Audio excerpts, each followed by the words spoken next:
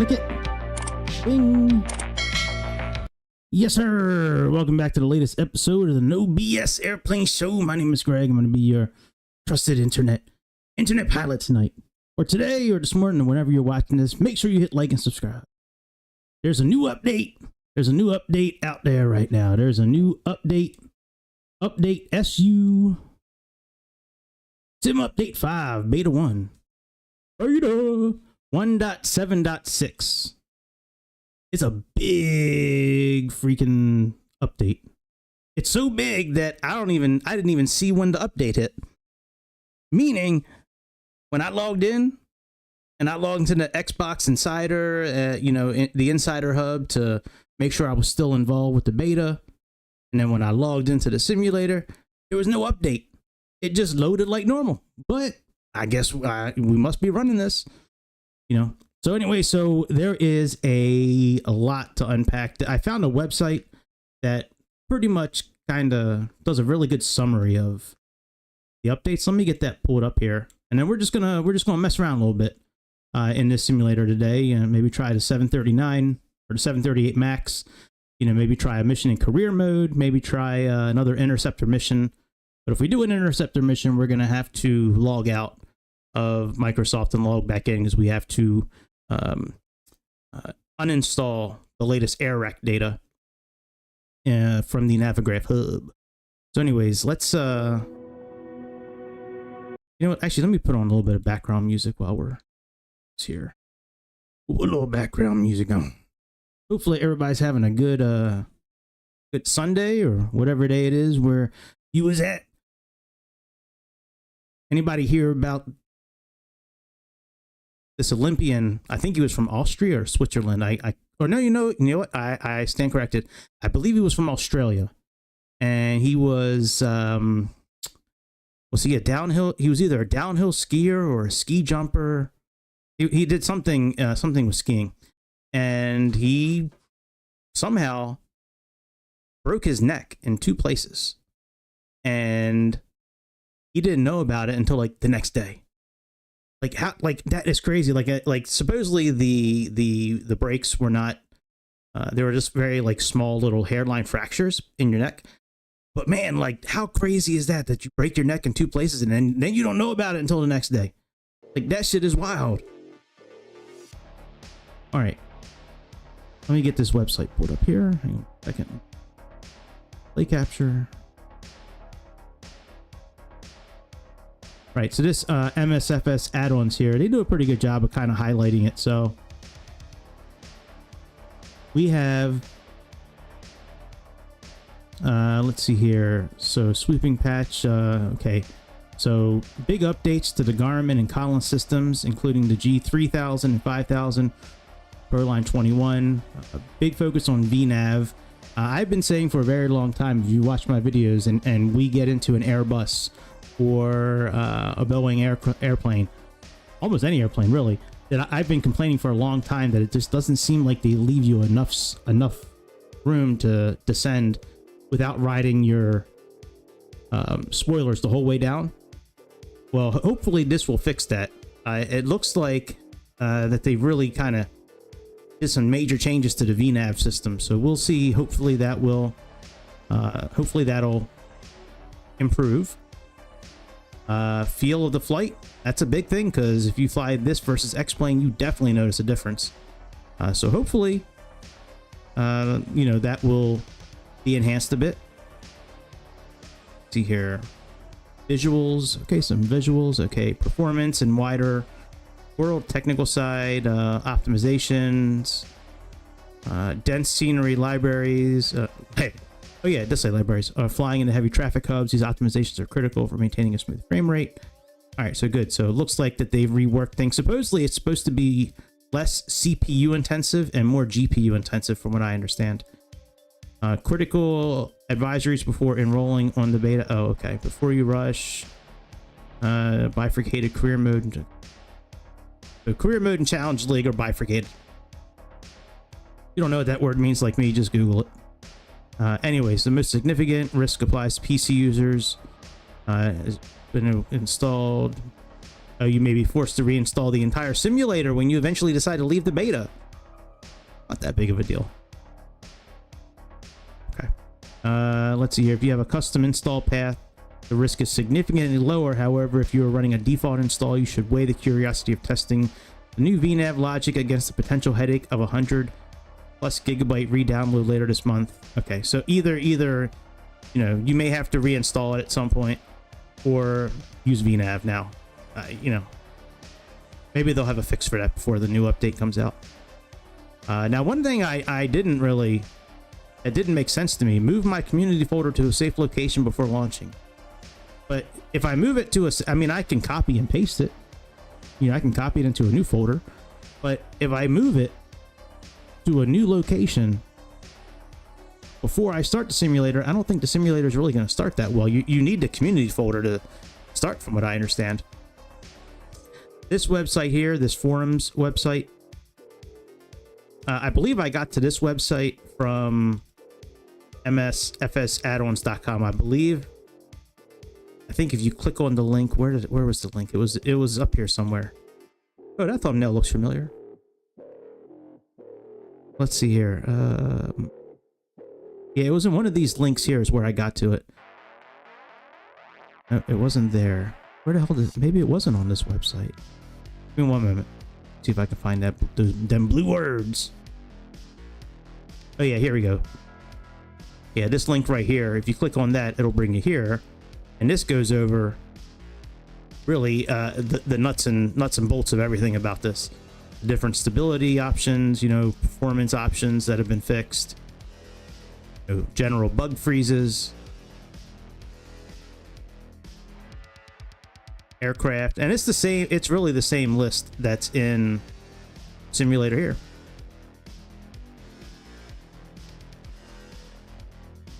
Right? So I'm kind of curious. Let's jump in this Cessna 208B Grand Caravan. Let's just go ahead and cold and dark start it and just take off and see what happens. Then maybe we'll jump into the 737 Max, maybe do a career mode. All right, let's try this. Let's see here. Now I do have. Second.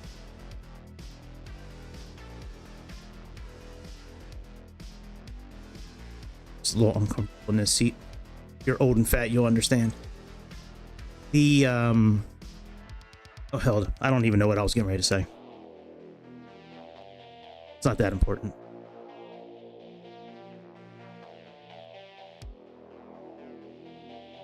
Configuration. I thought there was a new way of looking at liveries. I could have sworn I saw that.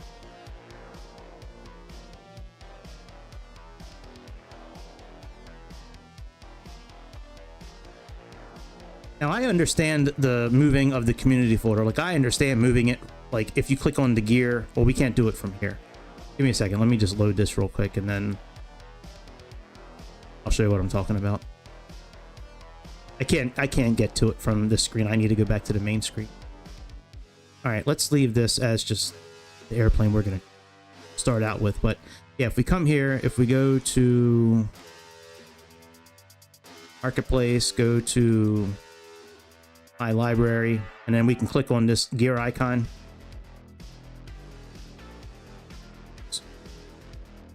Hang on, wrong thing.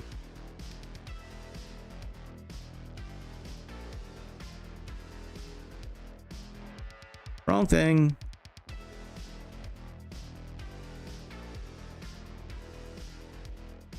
Oh, now that is interesting. Oh, you know what? That's right. I got to get into it from... Where is... Hang on. I thought I got into it... Oh, I need to go into Marketplace first. That's right. So dumb. All right, here we go. Yeah, it's so dumb. Here's the cogwheel right here. That's so dumb, Microsoft. Can you update that in one of your patches? That's such a stupid fucking rule. To be honest, like, why do I have to go into the Marketplace first to get to my folder? Why can't I just click on the... So dumb. Guys are fun. Anyways, click on this cog, and then from here, you can change, you know, your folder. you know, and change it where you want it. You can just click on any, you know, so that little blurb in MSFS add-ons, that doesn't make a whole lot of sense to me, that we have to move the, you know, that they recommend moving the folder first before you start. I haven't run any issues yet, but then again, I really haven't tried flying anywhere yet. So, you know, so far so good. All right, let's go down to St. Bart's.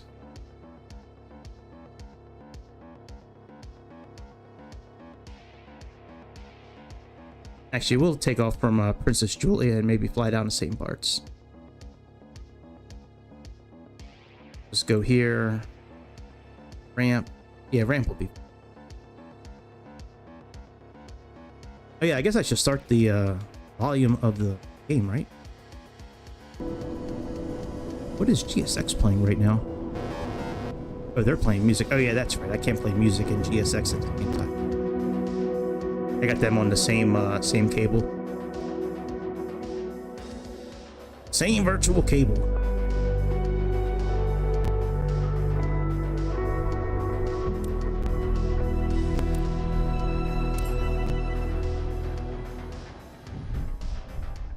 All right, so far my GPU's at 97, 98%. My frame rate's about 100 FPS right now.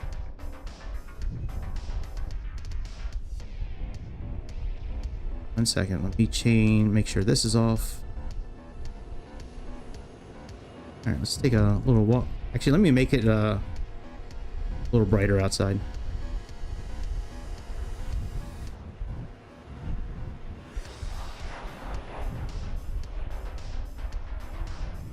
It looks really good. I don't see any ripples on the on my screen. Sometimes there was like screen tearing a little bit before. I mean, the C208 looks really good. What's up, Jamie? That's Jamie. We open this door? Yes, we can. Pretty cool. All right, well, let's get this thing started up.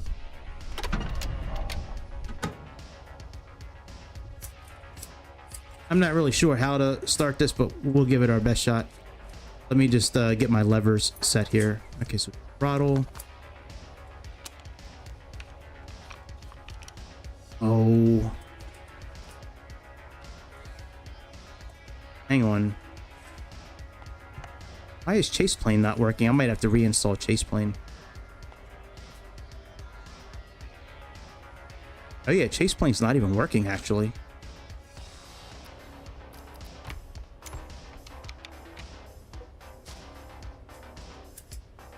I did install a new version of it today, but all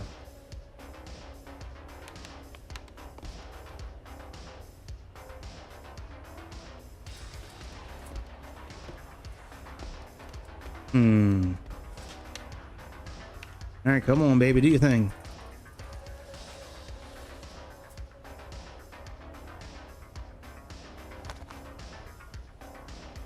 Something looks wrong. Bridging. Looks like Chase Plane component may have failed. Yeah, that's not going to be good because I need the Chase Plane to work for my camera angles. Otherwise, I gotta do all the camera angles over again, I think. Yeah. That's up and down, that's left and right, that's that way. And nothing moves me to the side or... Okay, give me 1 second. Let's, tell you what, let me close the simulator real quick. And I'll restart it and we'll see if Chase Plane works. I updated Chase Plane earlier. Today I updated GSX as well. Bridging module. Okay, so let's do this. Everything else works. Let's close out the sim real quick.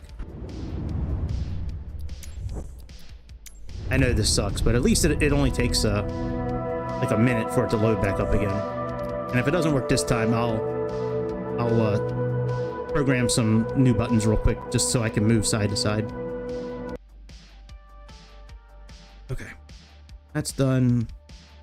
Let's open it up again.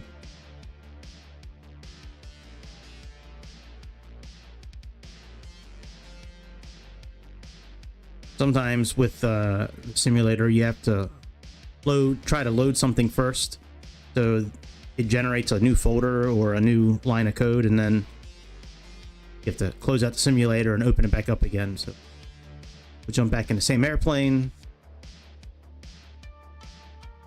see if chase plane works. If it doesn't, it doesn't. That would really suck. Hopefully they'll fix that soon. I really like using chase plane. That's a really good camera system. I like it a lot. A lot. A lot. I like it a lot.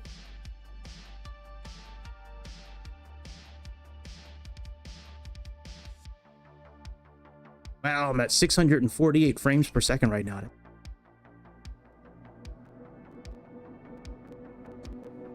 That's a lot of frames. Right, that's a lot of frames.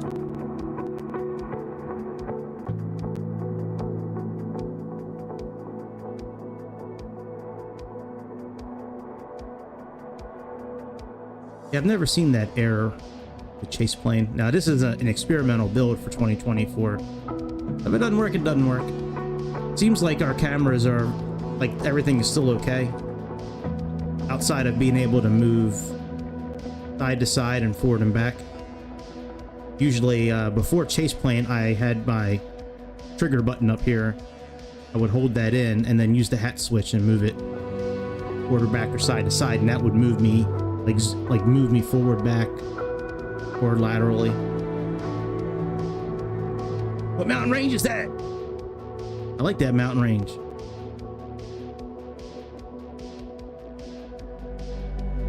Bing bong, bing bing.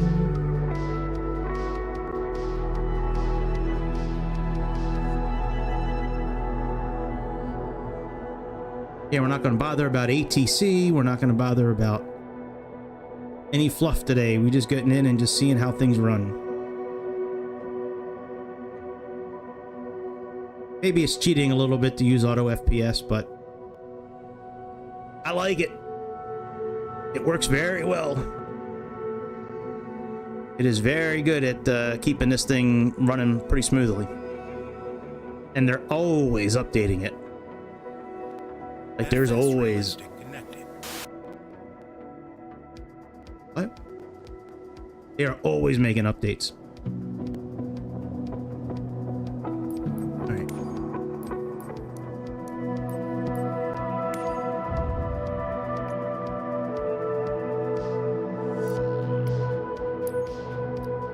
Oh, that's not...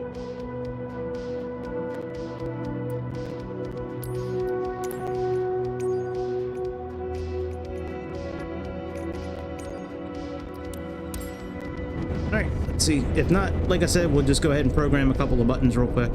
So it'll be a total of 5 buttons to program. No, that's a lie. 2 buttons, 5 inputs. And then I also need to make sure my throttles are set up properly. Am I gonna have to do slew mode to get out? Oh no, we're okay. I loaded in at Sedona, Arizona the other day with the Quasar, and it started us in the middle of a fence. So like I had to like slew mode myself out of there. All right, let's jump in this thing.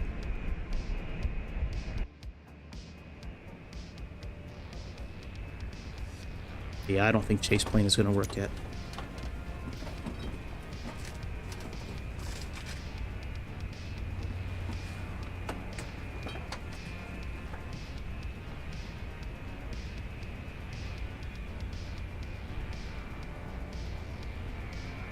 Yep. Okay, that's fine. Let me wait for it to finish loading and then I'll close it out.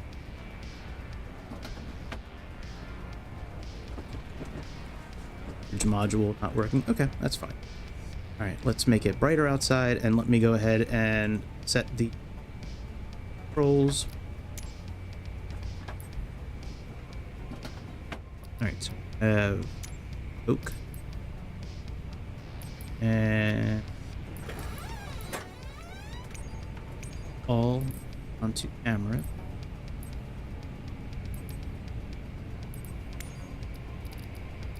Cockpit camera. Toggle. Okay, hopefully this is button. Okay, very good. So button 1. That's cockpit. Don't need quick view.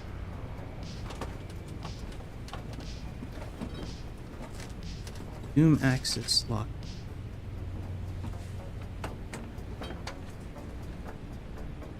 Need to. Here we go.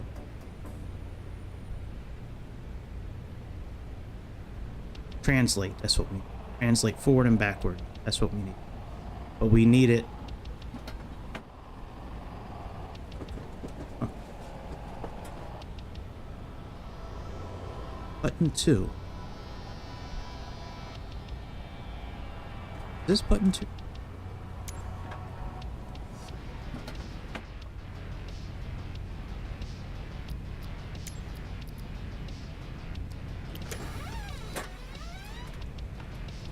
Alright, slide back.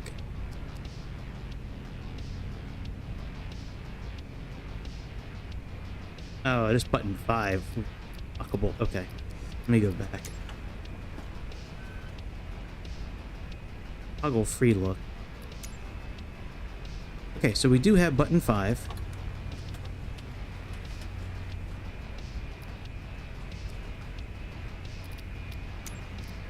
Alright. Translate. Cockpit view. Backwards is going to be that. So now we should be able to go backward.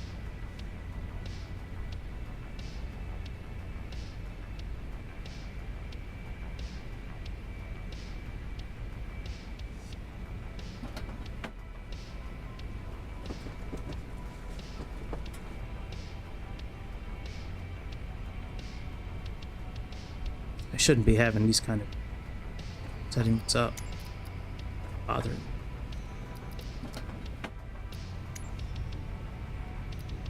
I might be better off just using my Xbox controller for this today. Alright, translate cockpit view.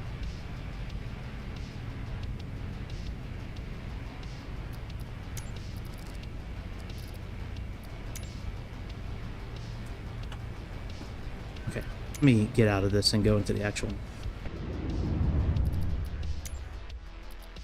Just want to fucking fly. You know what I mean? Like, we should be able to go in there and set all this up. But maybe you need to go in here. Cockpit camera. Okay, free look, hold. Right, and that again. We're gonna do button 5. Okay, lockable. Look right. Translate. Let's erase all these.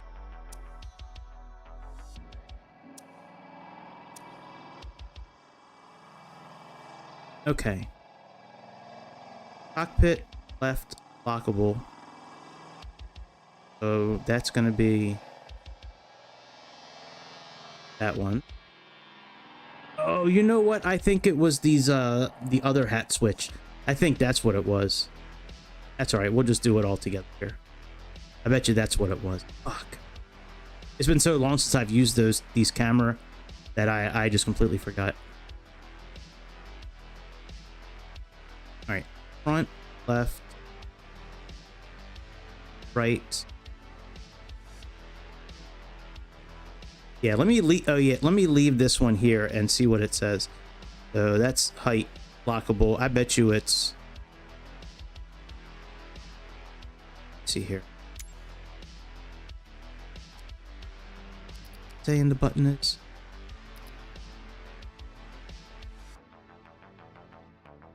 Stick. UV. Joystick left axis.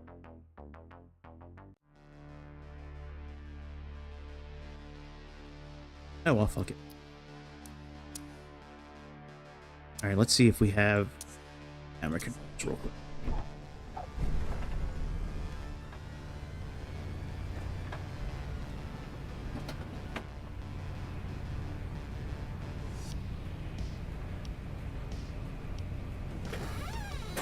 Oop. Oh, you know what? I think I can't use the hat switch, I think. I bet you that's what it is. I might have to use these other switches. Hang on. Let me, if I don't get it this time, I'm probably going to break out my Xbox controller. That never fails me. Not that this fails me, but this is just... I would like stuff to work. I just want stuff to work. Okay, let's go in here to... Nope, not cockpit.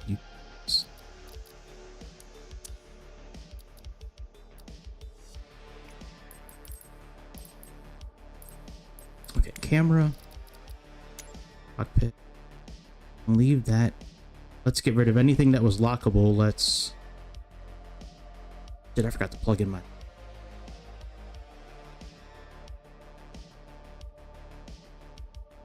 Okay, camera, anything that's lockable, let me get rid of it.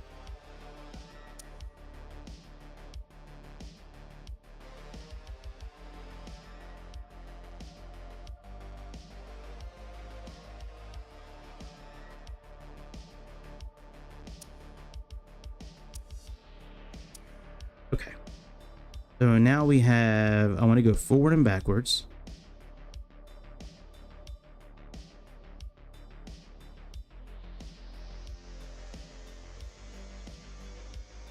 Okay, that's front. It's gonna be left. It's gonna be right.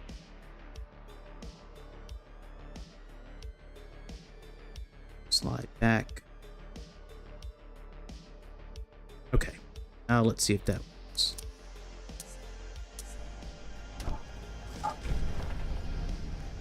There we go. Okay.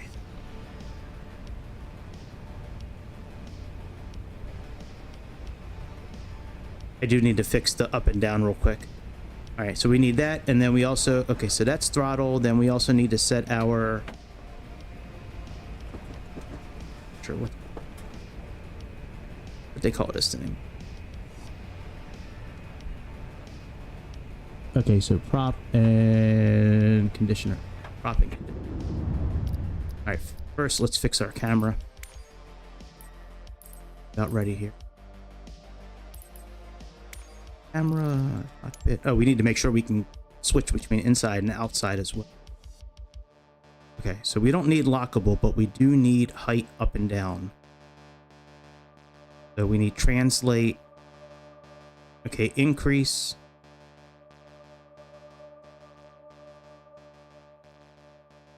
Okay, and then increase view height and then decrease view. All right, let's see what else is.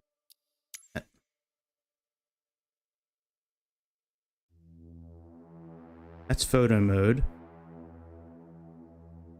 Make character movement. Increase height. Yeah, I mean, that should be fine. All right, let's check.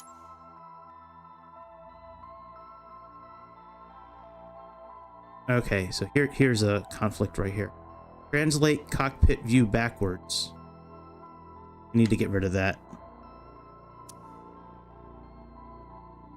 Okay, and then that's character and that's photo. Okay, so that should be fine. Let's go to our quadrant now.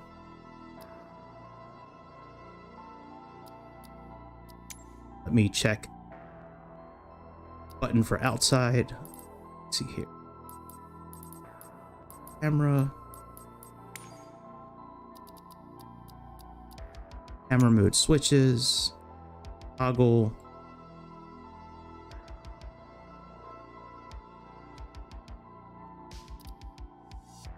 Okay, that's all done. Now let's go to power management and fix our conditioner. Let me just make sure we don't have anything programmed. Nothing there. Oh yeah, let's... Well, that's profile 1. Let's go... Cessna, none, velocity. Alright, well, yeah, we'll use the M500 version.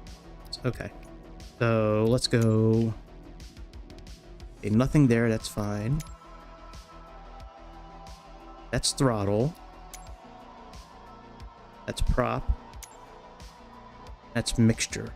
So let's fix these two. So let's go ahead and erase this. It's our prop. Oh, actually no, prop is the right one. I think we need conditioner. Try conditioner.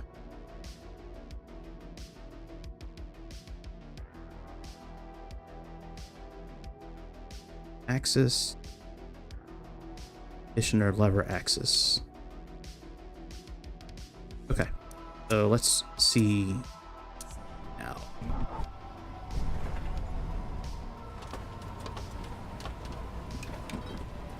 All right, we need to reverse the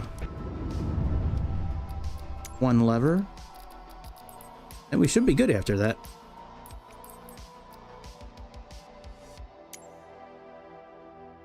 All right, let's reverse the axis.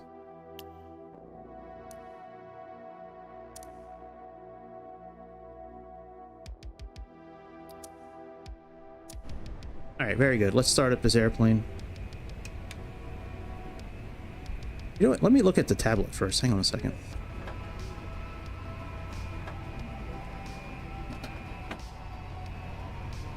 See if there's any new toys in here. I do have FS realistic playing, so we will hear some of that stuff going on in the background. Landing, takeoff. And CM, is that what this is?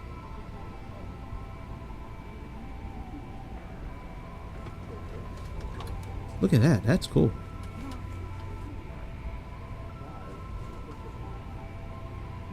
Hey, it works now. It doesn't give us a it doesn't give us V-speeds, which is okay, but that's pretty cool. All right, that's interesting because that wasn't doing that before. Let's go ahead and plug in TNCM here, and then we'll type in St. Bart's. Let's see here.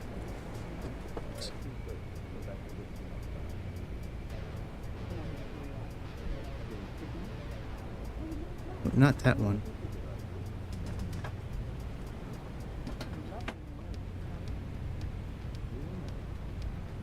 Tappa.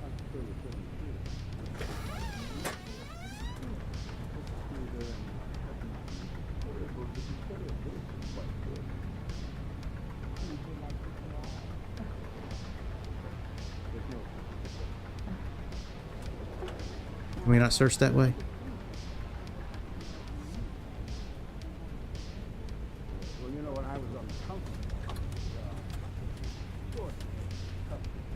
Corn at St. Bart's.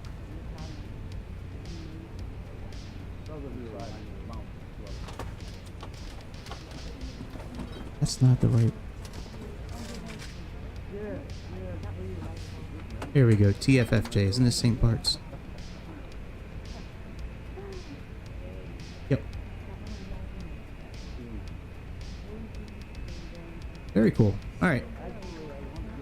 So let's go ahead and... I mess up on some camera controls. I apologize. I'm not used to this at the moment. I'm used to chase plane.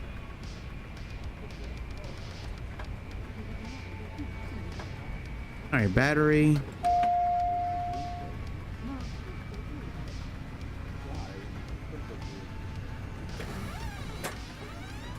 Fuel boost.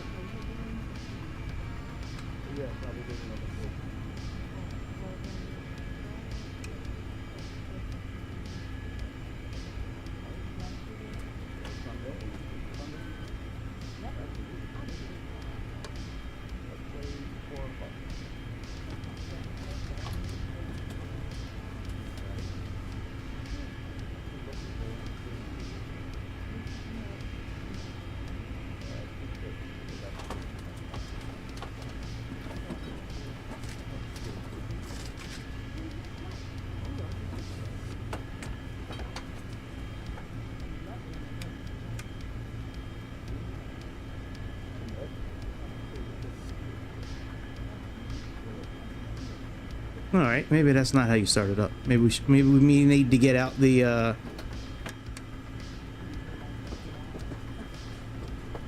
might need to get out. Is the ignition on? Yeah, ignition is on. All right, let's see what the checklist says.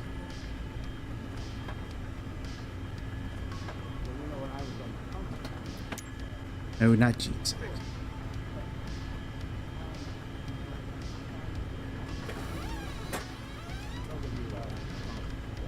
All right, fuel select. Oh, maybe I didn't turn the fuel on.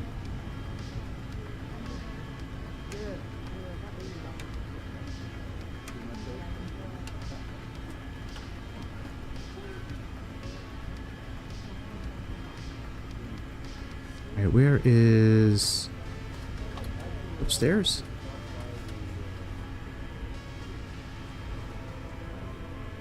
That's oxygen. Oh yeah, here's the fuel tank. Oh yeah, they are on. Oh, let's make sure we have fuel.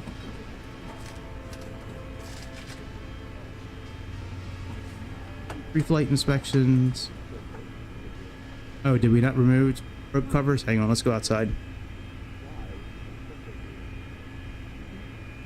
We might just start this on the we might start this on the runway.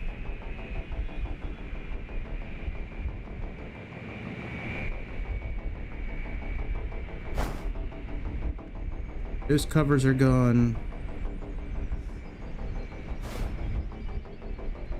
Move the chocks.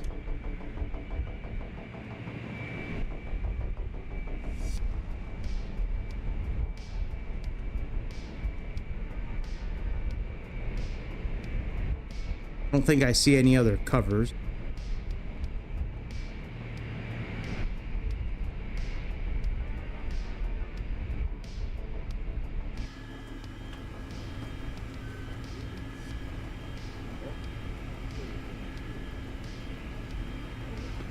All right, that's all pre-flight. All right, course start. Cabin doors, control lock removed. All switches off, ignition normal. Okay, ignition is normal.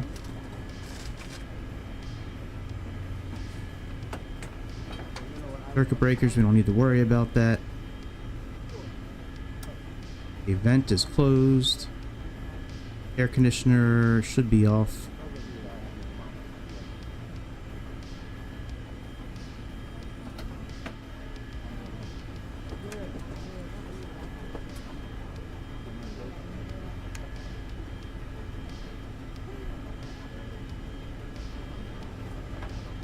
That's all off.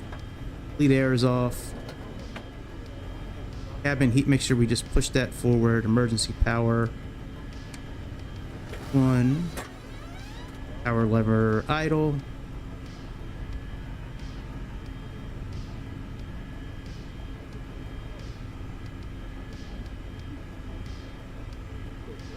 Once the engine starts up, I'm going to go move my off for a second so I can get the laptop plugged in.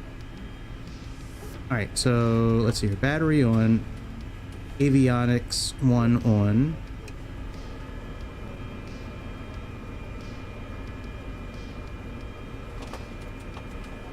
Flaps are up.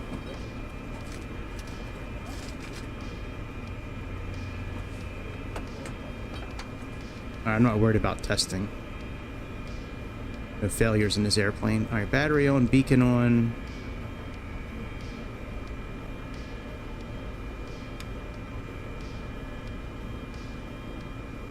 Emergency power normal, propeller clear, fuel boost on. Check fuel flow.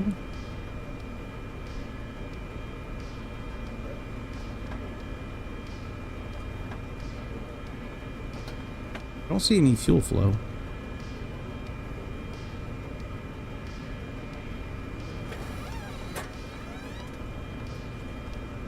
Right. Oh, it does say 0. Okay, starter on. And ignition.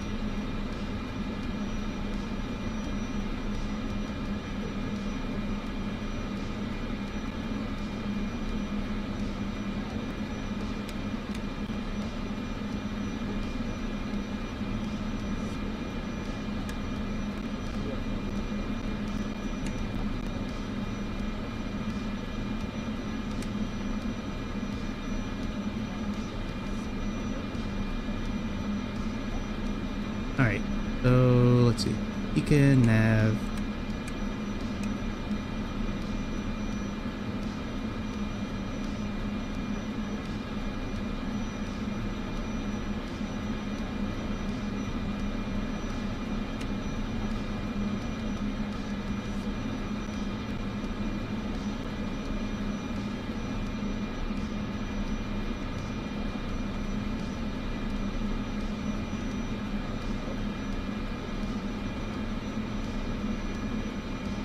Alright, that all looks good. Alright, give me 1 second. Hey, what's up, Wise is live? What's happening, dude? Or dudette. Give me 1 second. I gotta plug in my laptop. Give me 1 second.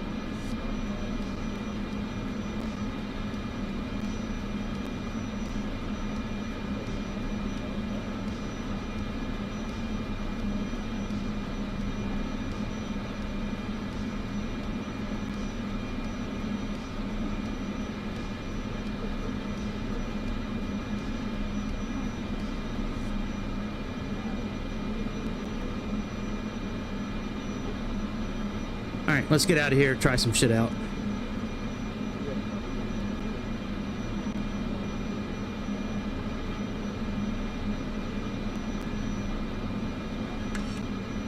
Brake is released. Let's take off. Damn. I really like the brakes like have no pressure. Alright, I think we're okay now.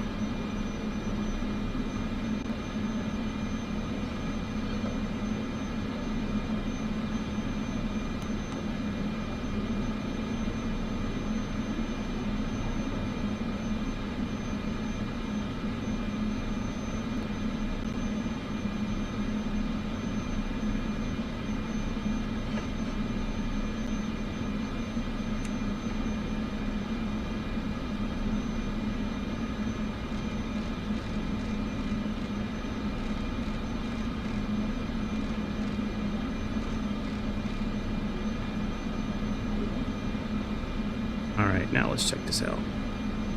There we go.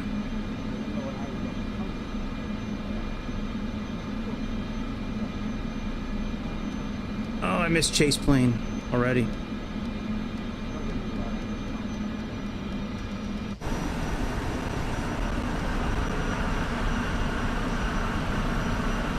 Lights look pretty good at nighttime.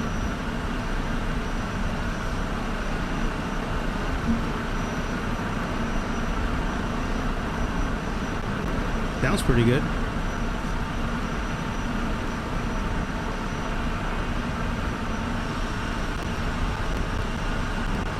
Guess we could turn the cabin lights off.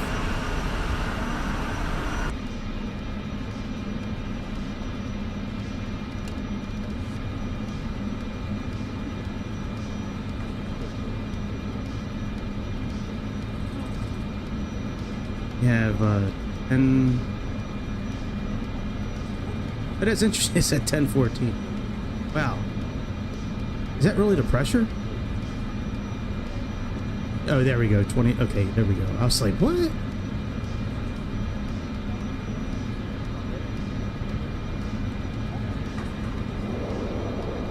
Alright, so again, it's 30 inches of mercury.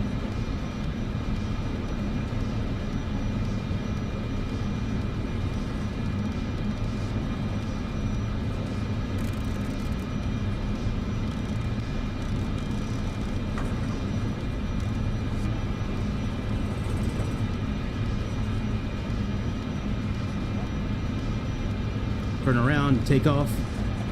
See how this thing sounds. I like some of the the enhancements they've done with the tablet. They did a pretty good job. Oh, the circuits do work in this. I didn't realize the circuit breakers actually work in this airplane. No shit. We would have checked those in the beginning. I just glanced right over and I'm like, ah, they don't work on this airplane. Alright, stall warning. Let's turn that on.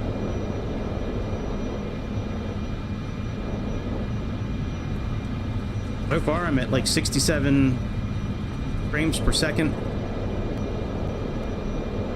Oh, let me see what auto FPS is on right now.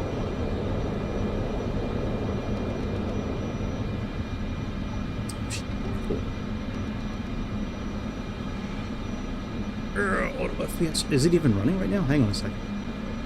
Oh, it's not even running. And GPU-Z isn't running either, is it? Oh shit, I had both of those on. Hang on, let me turn those. Oh no, GPU. Okay, GPU-Z is on. This auto FPS is not running. Alright, now it should be on.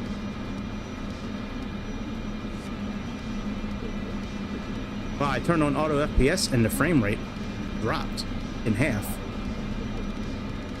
We might be turning off auto FPS. Hang on a second.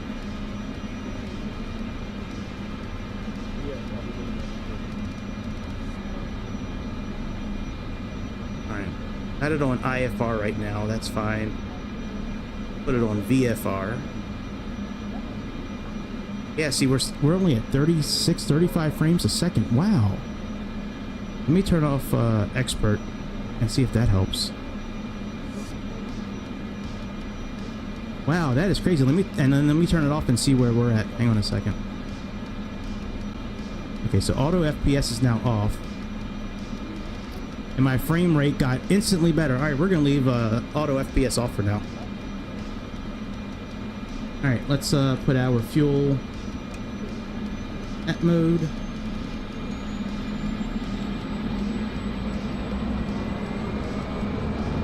I didn't check our trim before we went to take off. That's one thing we definitely should have done.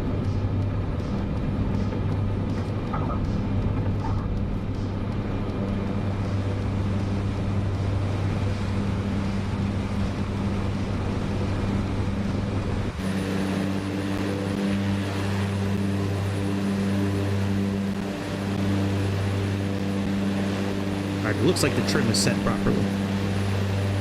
It's not reversed like it sometimes is.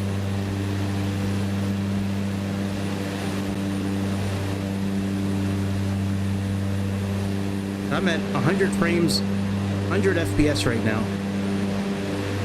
98.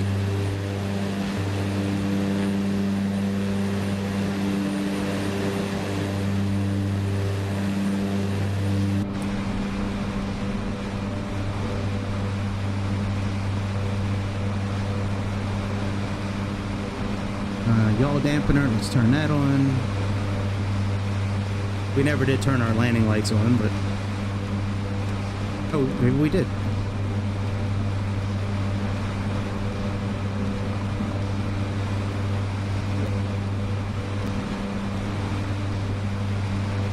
Sounds good.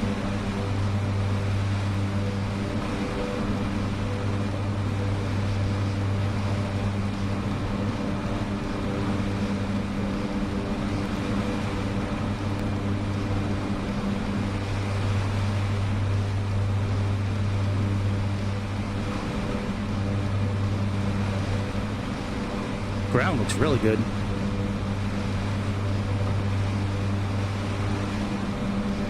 That's St. Bart's right there on our left, I believe.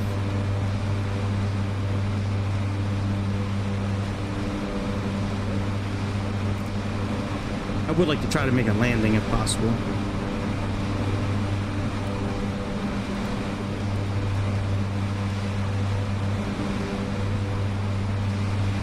Yep, there's St. Bart's. Now let's put our landing gear back on. I mean, not landing gear, landing lights back on.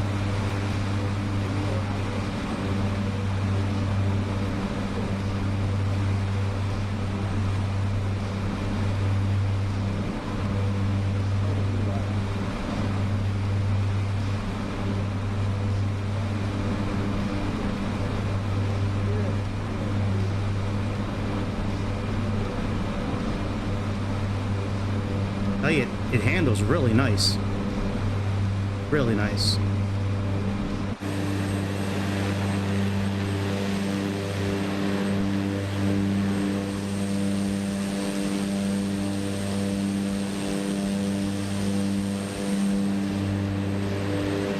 Now we just need Chase Plane to come up with a new update so it's compatible.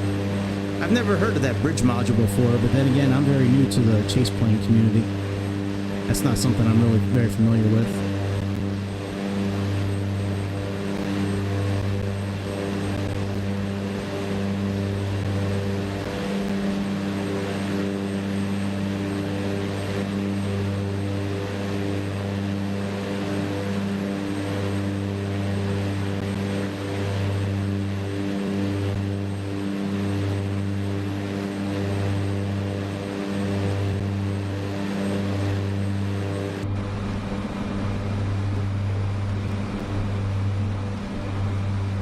Let's turn towards St. Bart's.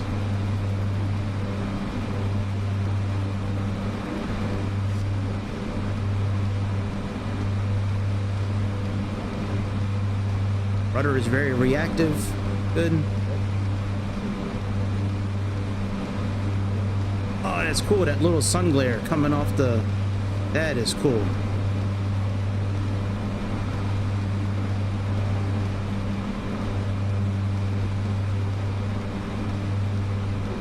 Probably gonna botch this landing. I haven't tried this landing in a long time, and I really forget what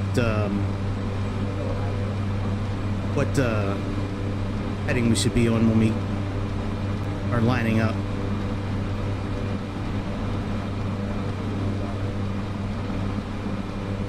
I thought it was like 30 something. What is the? Hang on. It's the runway 10, so like 100. So 100 knots, not 100 knots, 100 on the heading.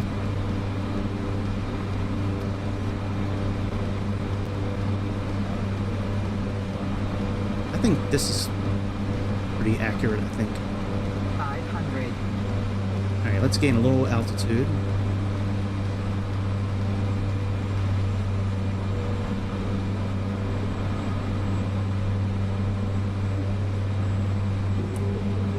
Flaps down.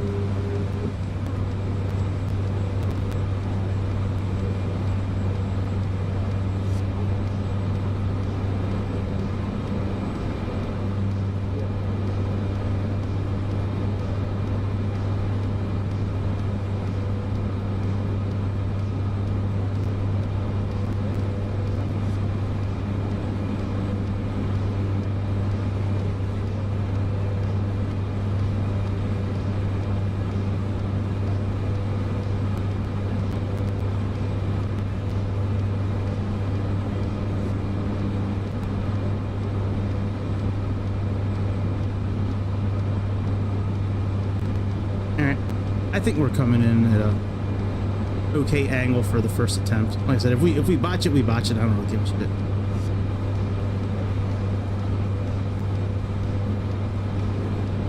But yeah, it's a nice little airplane, man. This thing is handling really nice.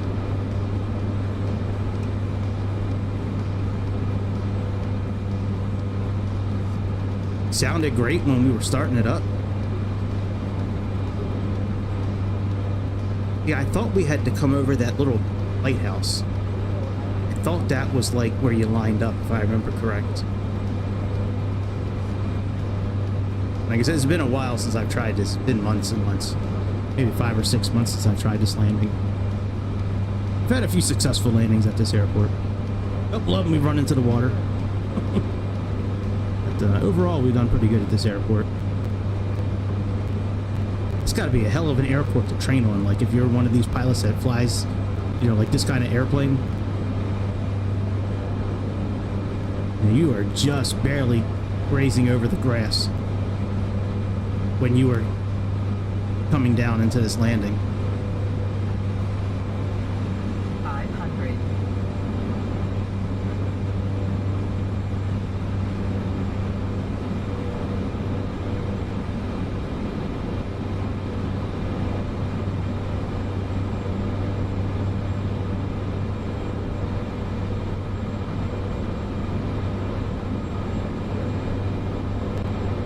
think we're a little off where we should be.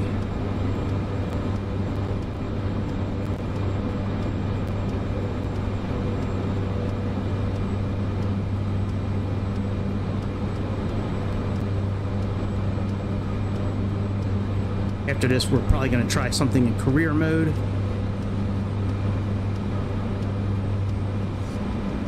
There's a brand new update coming out also in a couple of days on February 19th.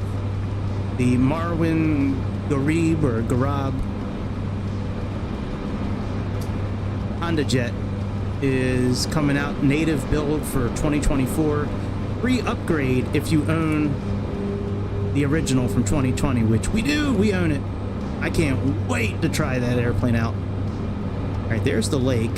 Yeah, I think that is where we go. I think we cut right in that little dip of valley there. I thought that's where we come in at.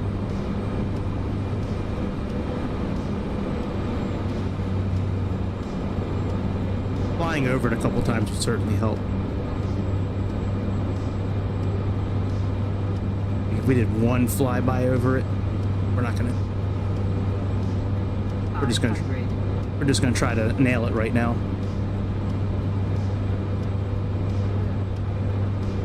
Gustavia Lighthouse. Dude, I saw a receipt on X, I want to say it was, the other day. A receipt from a restaurant or a bar in the U.S. Virgin Islands. Dude, they are charging, this restaurant was charging 5% for electricity. They had a 5% surcharge.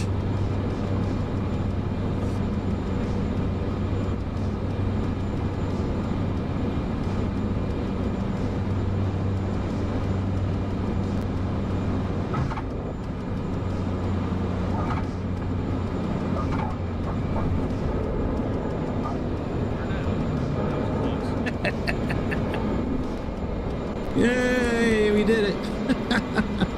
That would take some, we would have to practice those a few times, but anyways, let's go, you try it. Put it on Discord. Put it on the Discord and see, on my channel. Let's see your landing. But yeah, and then the Honda Jet should be available for missions in career mode from what I understand, so I can't wait for that. That's gonna be dope as hell.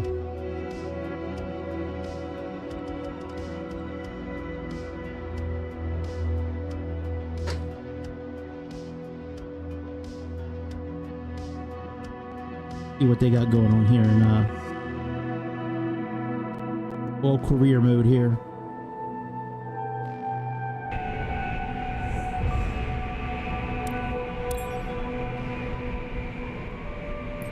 All right, now did they do the new test for certification?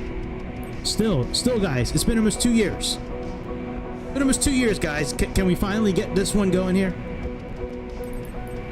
And then same with this one here. Can we get this one going, guys? At some point, you know, can we try that maybe? All right, missions. I've done this scientific research mission so many times. But you know, this will be a good test for the Boeing. Let's do. We'll see. Where are we going here? Abu Dhabi. Don't tease me if that. Oh, okay. No. We can stay over there. Oh, you're just like being dramatic. They're being dramatic. Oh, let me just really slow roll these icons here. All right, are we done putting icons on the map? Can we just fucking get to it? Microsoft. Can we? It's enough already.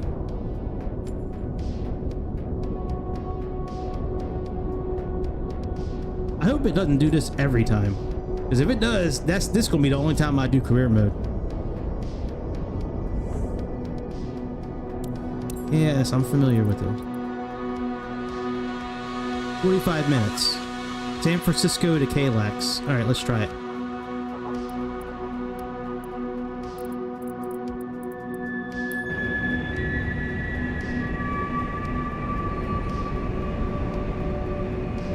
Let's see what career mode with the Boeing looks like. This is the max, I believe. Oh, you know what? Let me turn up sounds. Let me turn the character voices. Oh, they are up to 100. Okay, good.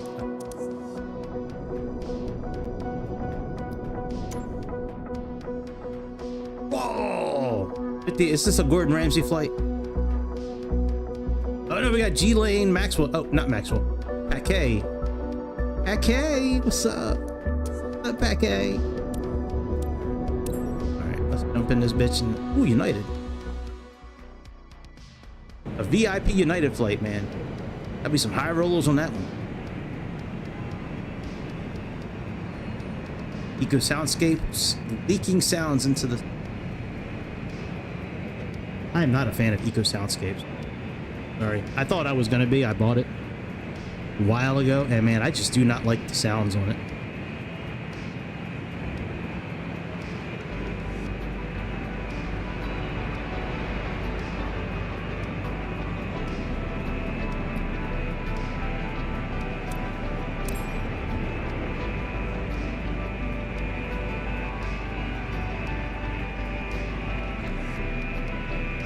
I think I'm buying a new mic soon. I want to get one of these lapel mics where I can just kind of like keep it right here, and then I can talk instead of having this microphone in front of me.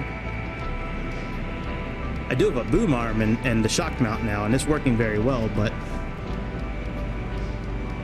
I'd rather be, because I do want to get track IFR soon, or track IR. So I don't want to be like turning my head, but having to like be in front of a microphone like this. I want to just be able to turn my head and talk, and the microphones on these headsets are okay, but they're not like, it doesn't have the technology that I want. I like condenser type microphones. These sometimes sound a little too thin. Hang on, let me make sure we're not being leaked on. Yeah, oh no, they're off. Okay, Shift T. Good morning, everyone. Los Angeles here we come. Good morning, team. Let's make this flight to Los Angeles a great experience for Ms. Sideroff. She's part of a celebrity's entourage, probably joining him for an event. Oh, wonderful. Have a great flight.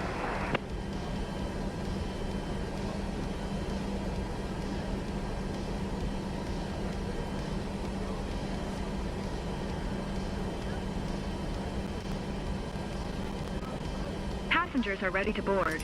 Just say the word.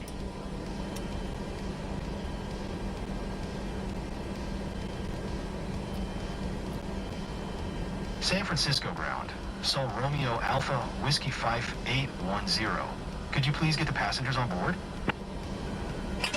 Sol Romeo Alpha Whiskey 5810. The jetway is going to be connected.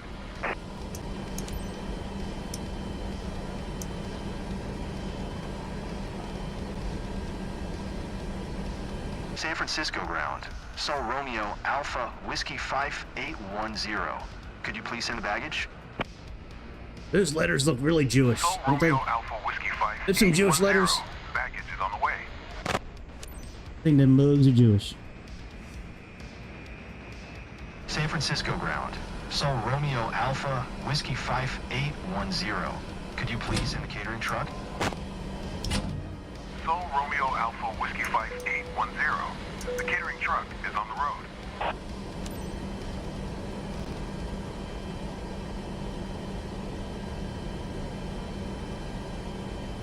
Captain, all passengers are on board. San Francisco ground. Sol Romeo Alpha Whiskey 5. Sol you in Romeo there? Alpha Whiskey 5810 clearance is to cleared Los to Los Angeles. Angeles Airport via the Saï for departure. Susi transition. Runway 10 left. Climb via SID maintain flight level 270. Departure frequency is 1 tree decimal 9 or 5. Squawk 6262.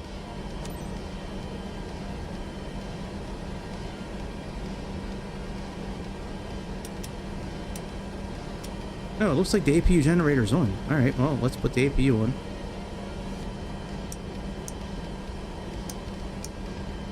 Sol Romeo Alpha Whiskey 5810. Did you copy? Oh, I forgot about that. Sorry about that. Cleared to Los Angeles. Via the Sahi for departure. Susi in transition. Runway 10 left. Climb via SID, maintain flight level 270. Our engine's on already? Departure frequency is 1 No, they're not. 3 Squawk 6262. Sol Romeo Alpha Whiskey 5810. Sol Romeo Alpha Whiskey 5810. Readback is correct. Contact ground on 127.575 when ready to taxi. Good day.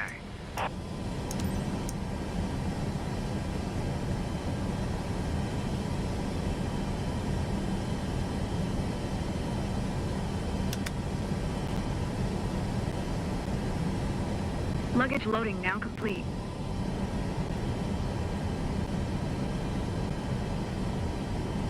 $25 feet. Like we're going up today.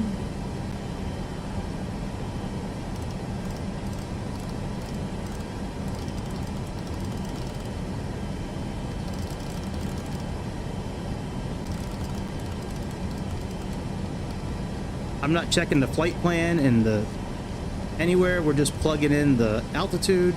We're going to take off.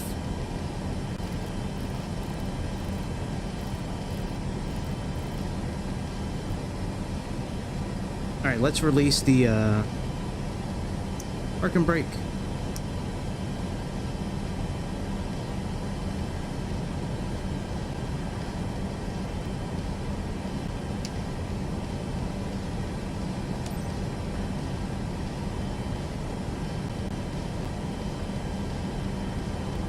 San Francisco ground. Sol Romeo Alpha Whiskey 5810. Requesting pushback. We don't have V-speed yet. Sol Romeo Alpha Maybe I do have to do something in here. 5810. Pushback request accepted.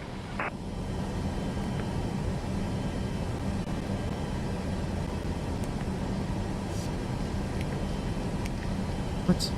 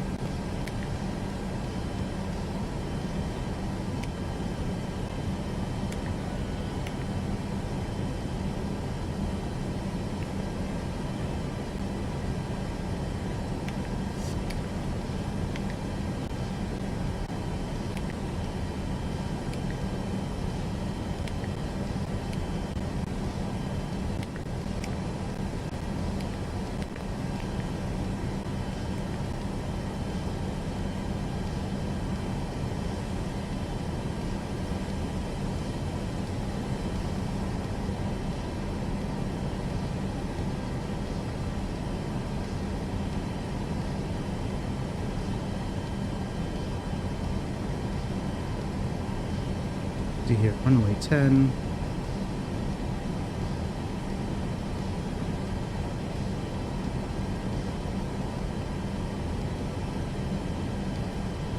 Heading, it doesn't give us, okay.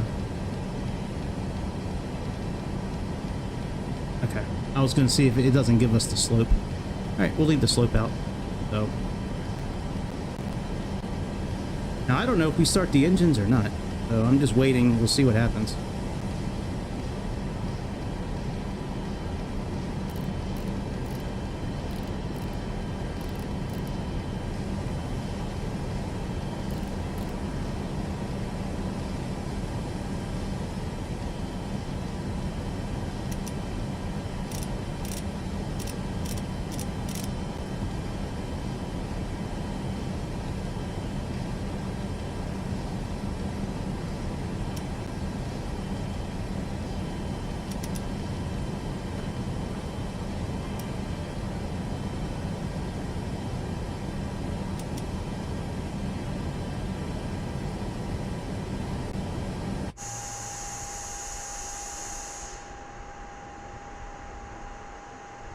Game looks pretty good.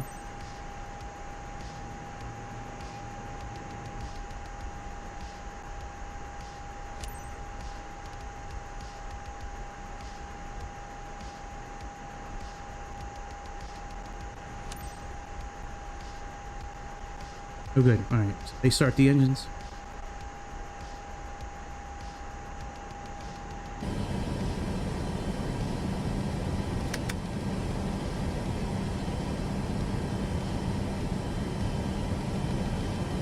A weird camera angle.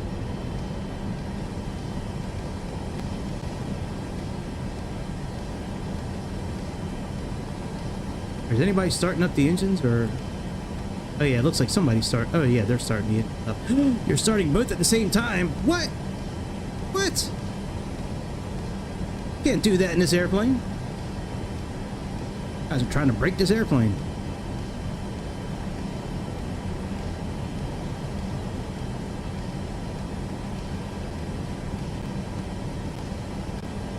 $29.90.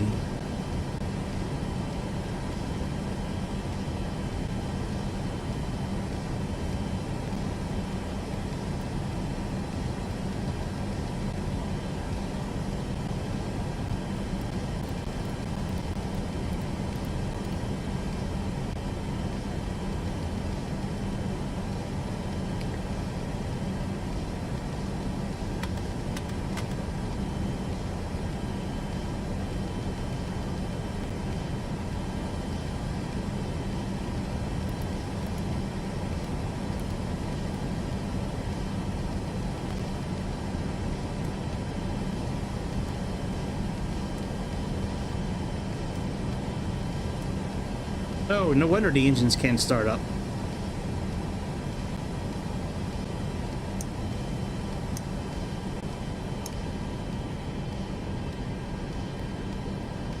I'm like, why are the engines not starting up again?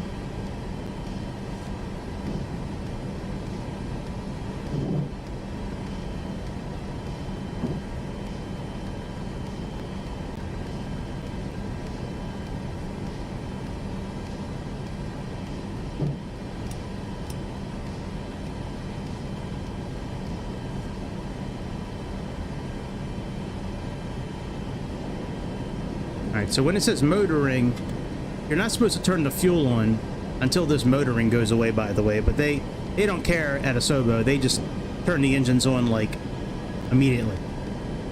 But in the real world, now you would you would turn the fuel on. You wouldn't be doing it until the motoring is over.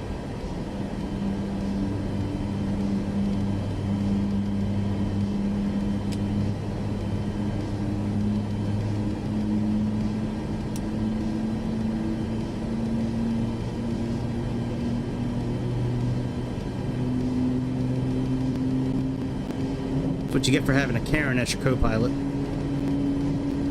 Breaking the airplanes, trying to talk to your manager.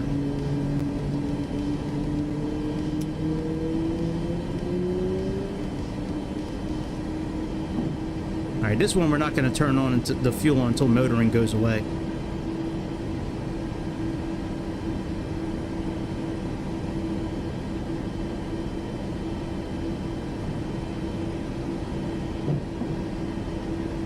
Once that motoring goes off, then we'll change it.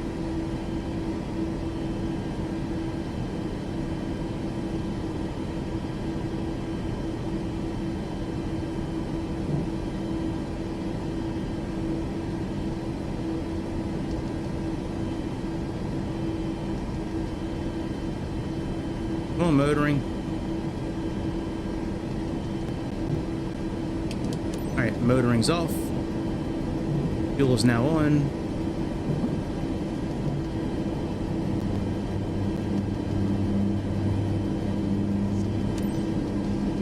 San Francisco ground. Sol Romeo Alpha, Whiskey 5810 with Whiskey. Ready to taxi. IFR. Sol Romeo Alpha, Whiskey 5810. Taxi to and hold short of runway 10 left via taxiway Bravo Bravo 1 Zulu Zulu 1 cross runway 10 right Sierra Sierra 2 Sierra Tree. Contact tower on 120.5 when ready. Taxiing. Hold short runway 10 left via taxiway Bravo Bravo 1 Zulu 1 cross runway 10. Right Sierra Sierra 2 Sierra Tree. Sol Romeo Alpha Whiskey 5 810.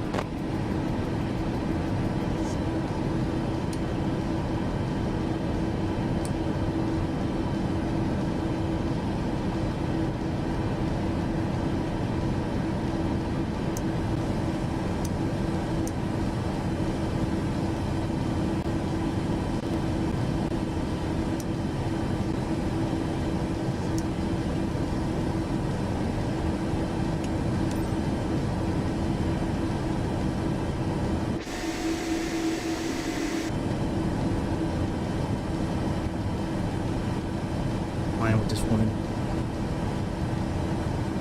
It's nasty. She smells like smoke. She always got dirty fingernails. Rude.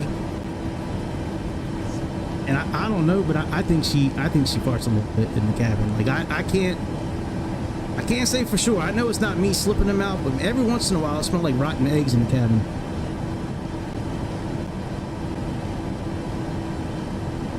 A little bit. Hey, what's up, Skellbait? Yeah, it runs very smooth. The ground textures looked really good. The C208 sounded phenomenal. There was no frame rate issues with coming in for landings or taking off. And I've been holding very steady at like 60 to 100 frames a second so far. Yeah, it's a pretty good. So far, so good. I'm pretty happy with it, and I'm not running auto Dear FPS. passengers, our captain has turned on the fasten seatbelt sign.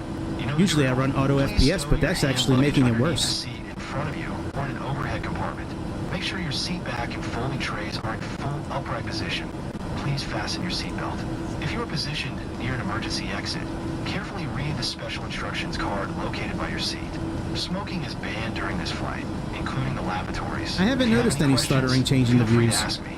Thank you, and we'll do our best to make this a Like going wonderful between flight. here or like moving around the cabin and shit. Like, I haven't noticed anything. It's been pretty smooth so far. And I think everything should be at pretty much maximum. Let me see what... Oh, you know what this is? Well, I should be able to... Graphics... Yeah, I mean, we're pretty much on ultra for everything. I just did the optimization from NVIDIA. Yeah, I mean, it's running really good. I've been pretty happy with it so far. I haven't had any issues with... Really, I mean, I do have an issue with Chase Plane. It's not working properly, but other than that, everything else I've been trying so far works. Now, I haven't tried Say Intentions or any of that shit yet, but... Whoa, wait. That's not supposed to... I've never seen this airplane do a wheelie before just for putting the heads-up display down. Let me try that again. Okay. Alright, I don't know. Maybe we ran over somebody. That was weird.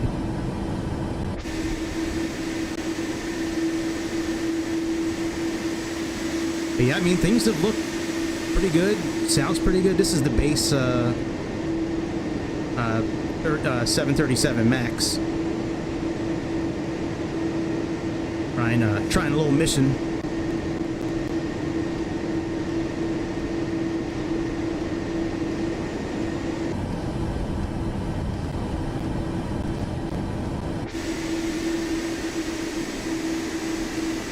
The drone mode, I don't have any camera controls for. Guess I need to be in this mode in order to turn the airplane.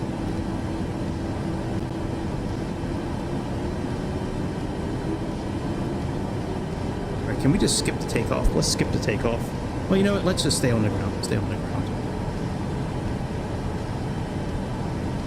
Yeah, I haven't really pieced through all the changes that they've done, but it seems like, from what I read, they're trying to take quite a bit of CPU usage away and adding it to the GPU. If that's the case, I'm fine with that. You know? Anything to make the CPU work a little less hard. Right now, I'm only at 35%. I mean, I could probably share my screen so you guys can see what I'm looking at. Hang on, let me turn on display screen so you guys can see that as well. Oh, you may have to squint to see it, but that bar on the top, I might be able to make that bar bigger actually. One moment, let me see if I can make that bar bigger. Alternate Z.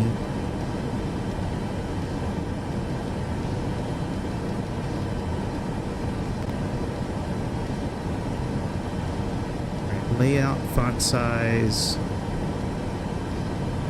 There we go, that's a little better.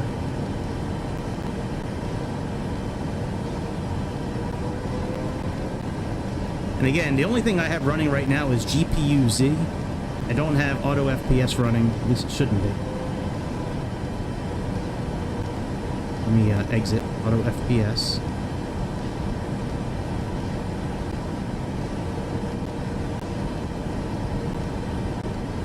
Actually, was it running better?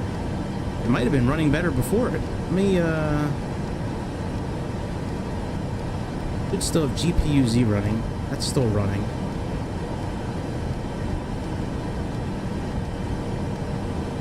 Maybe I will put on auto FPS again. Let me see here. Oh, we forgot to put our strobe lights on since we're crossing the runway. And I hope we don't fail.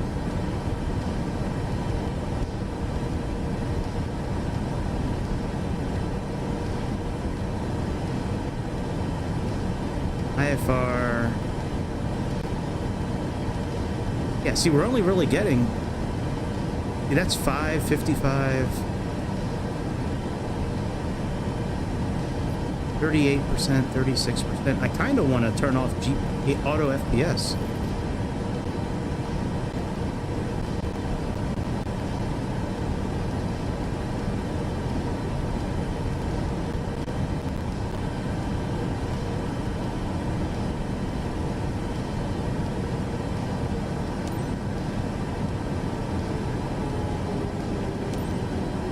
San Francisco Tower, Sol Romeo Alpha, Whiskey 5810 ready for IFR departure.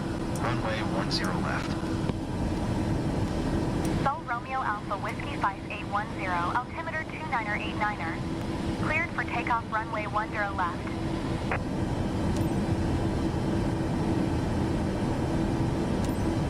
Cleared for takeoff runway 10 Let me, left. I'm going to turn Sol off auto Romeo FPS. Alpha, Whiskey 5810.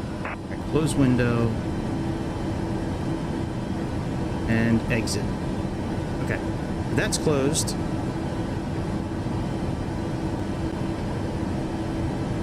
Guests, welcome on board this flight to Los See how Angeles. it does. My name is Emily Bryant, your senior cabin crew. I'm here to ensure you have I'm an enjoyable transitioning flight to Los Emily. Angeles. Please fasten your seatbelt. And remember, this is a non-smoking flight. From our captain and crew, it's our pleasure to assist you. So if there is anything we can do to make your flight more enjoyable, just let us know. You'll find a safety briefing card in the seat pocket in front of you. Thank you.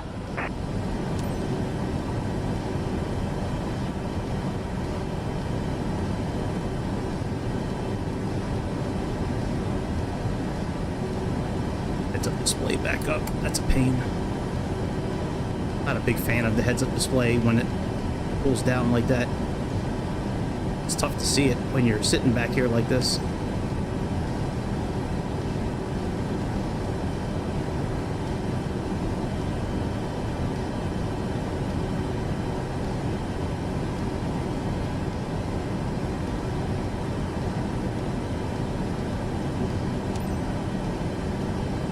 All right, let's go. Lock set.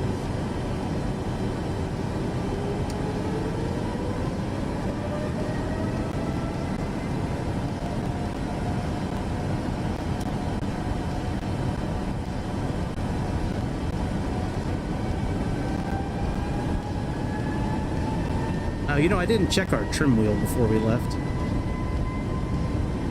See if it's the right trim setting, but oh well. It probably is, since this is a mission. They usually do that kind of stuff for you. Alright, takeoff power set. Your knots. 1. Rotate.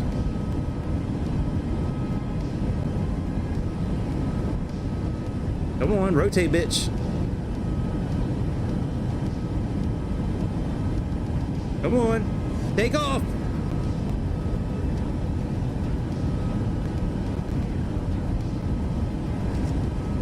All right, it was the trim wheel. I just had to adjust the trim a little bit. And landing gear up.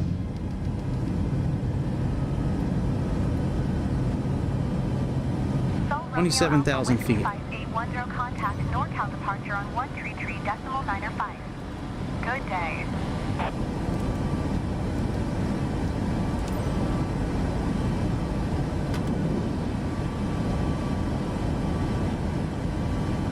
Tree decimal 905 for Sol Romeo Alpha Whiskey 5810. NorCal departure. Sol Romeo Alpha Whiskey 5810 is a 1,600 climbing flight level 270. Sol Romeo Alpha Whiskey 5810, NorCal departure, altimeter 2989er, radar contact, continue. Alright, we're still holding on to the yoke. I usually do CWS first, but today we're just going to do... And I'm just going to slowly let the yoke go back until our autopilot catches on. Alright, we are good to go. Reinstitute VNAV.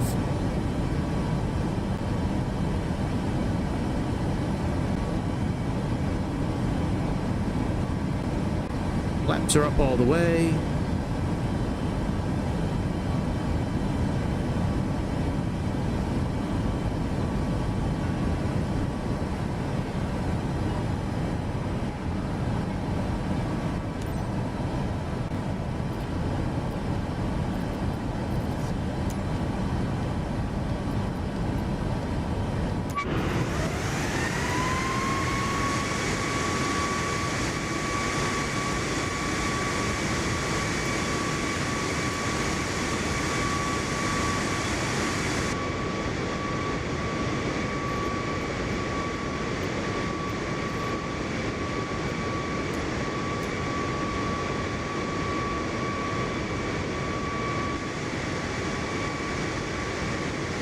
A note from the cabin. Our passenger is feeling really sick. Can you do something? Captain, sorry to bother you again. Passengers are feeling sick because Oh, of the no wonder they're turbulence. feeling sick. Can we do something Slow about down it? below 250 knots until we have passed 10,000 feet.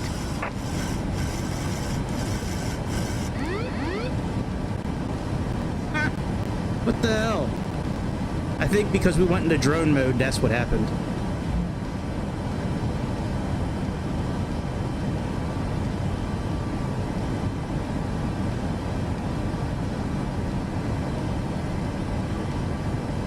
Sol Romeo Alpha Whiskey 5810 contact Oakland Center on That's funny. 119.475.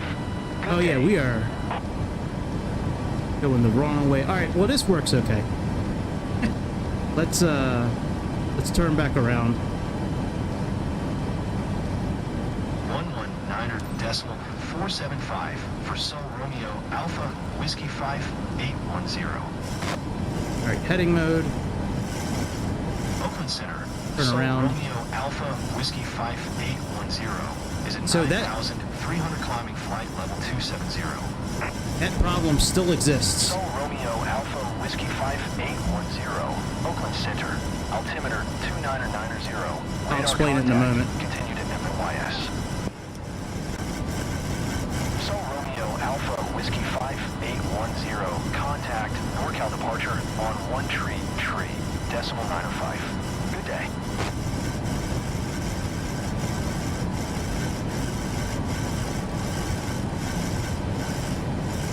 Tree decimal 905. Sol Romeo Alpha Whiskey 5810.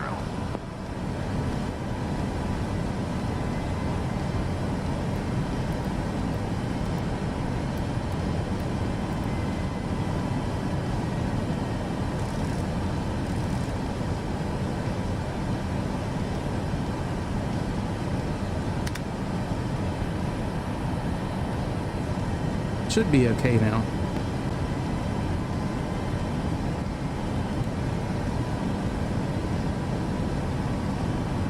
That was very strange.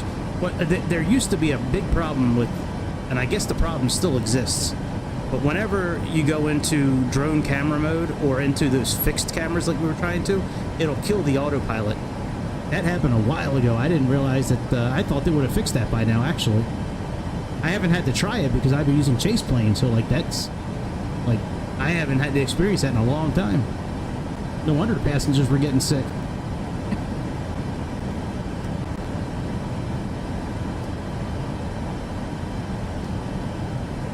All right, let's continue our turn.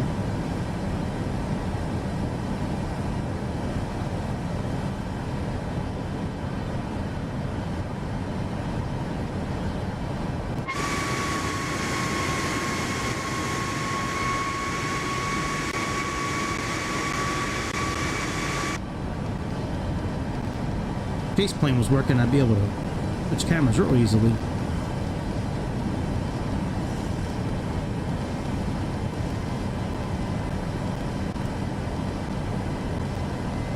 Yeah. I think, like parts of Northern California, I think they were getting a good amount of snow today from what I heard.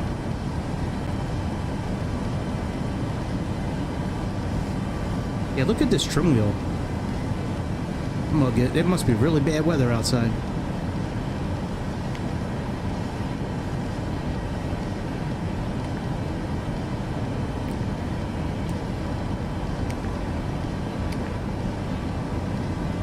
Alright, let's go direct to Sussy.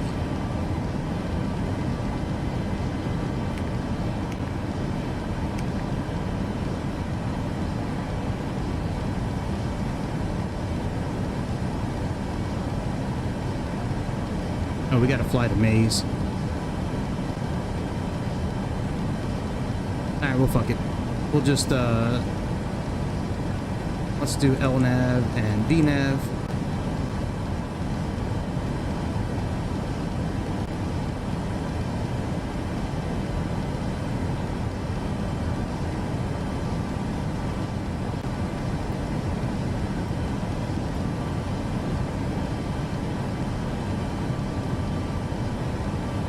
Alright, we're doing okay now.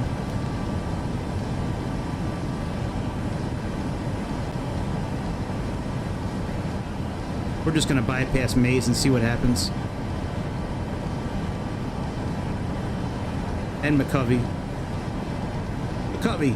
That's the Metallica's original bass player. That's the guy's last name. Ron McCovey.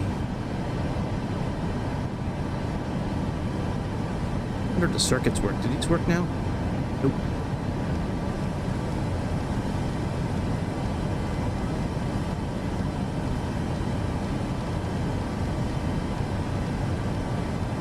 Alright, so this works pretty well. We can quit this. Let's see what else they changed. See any other airplanes I think they changed a few other airplanes.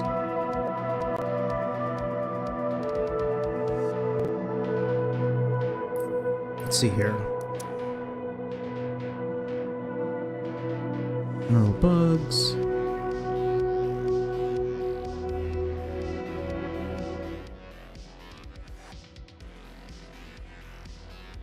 A trim axis Hubcrafter's X Cub. Okay.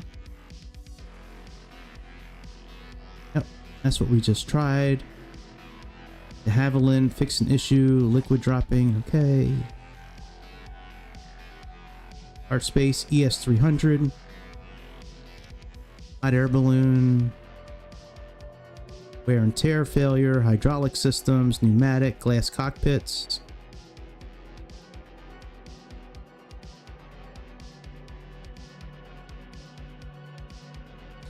Proline. I wonder who uses Proline. Not sure who uses Proline.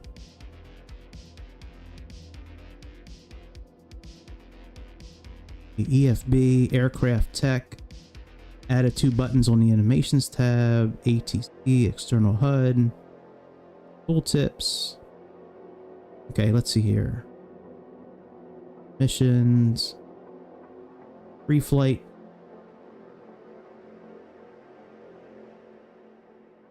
Medevac, search and rescue. A lot of stuff they fixed, man. For real.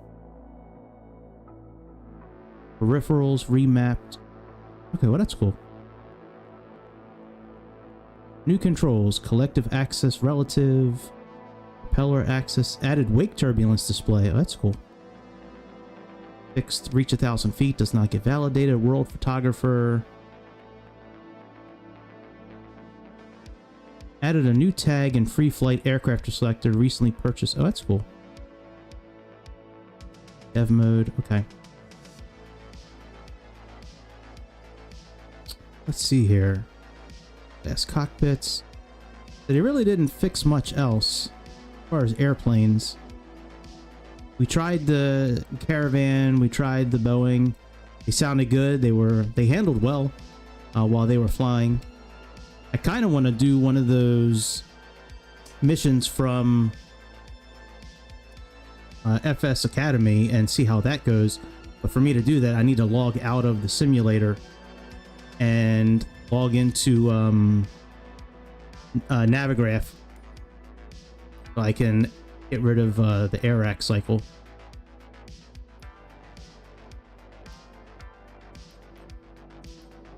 If there's anything new in here that I'm missing.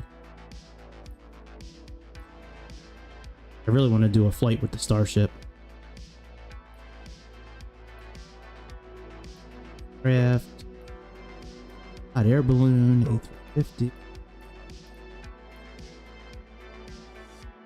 Albatross, Elvira.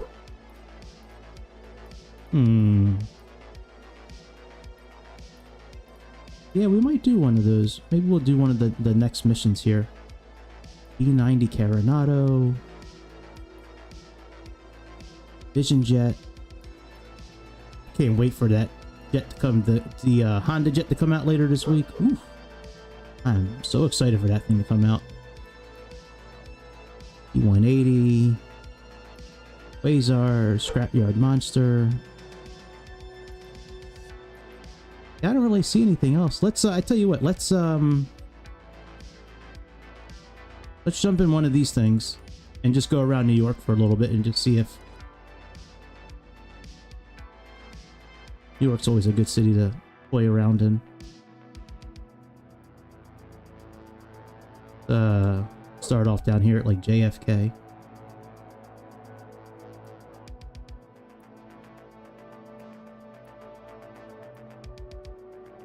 We'll just start right on the runway.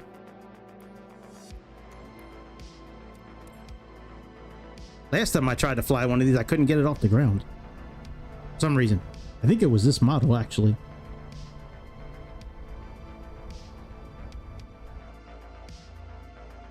Be interested to see how well this thing runs on the Xbox.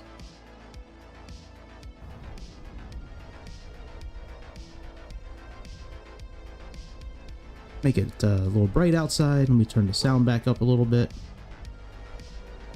So far, I'm pretty happy with this update, man. This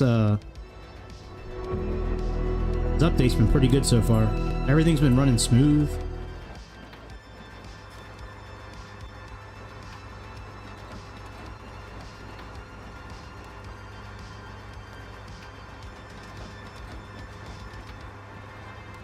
I'm sure one of these does. Okay. Let me see what that's called. Hang on a second.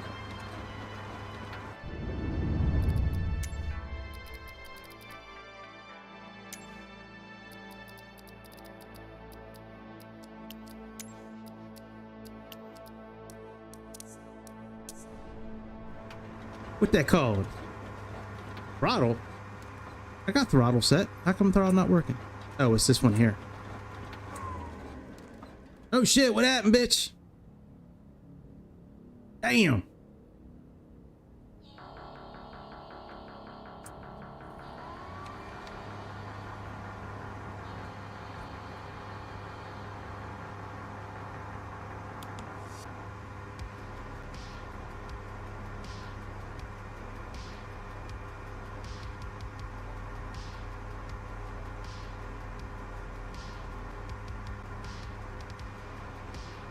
I got the throttle going. What's going on, bitch?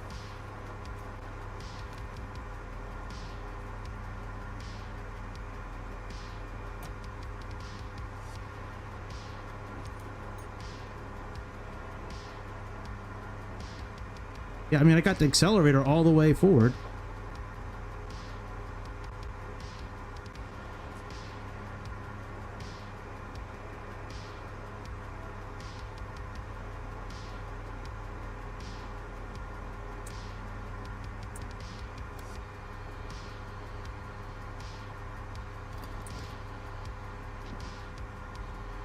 Oh, good. I'm glad this works.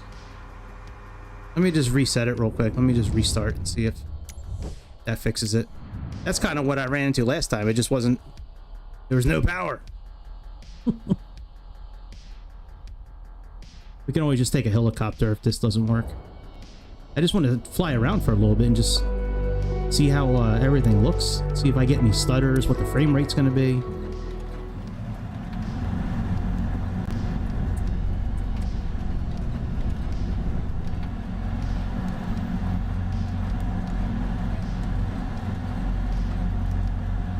All right, there we go.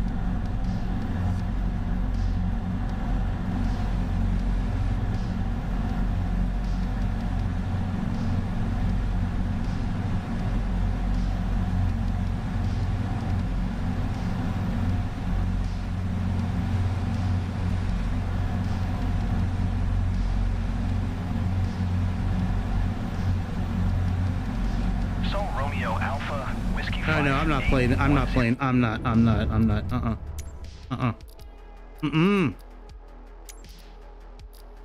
Second. No, thank you.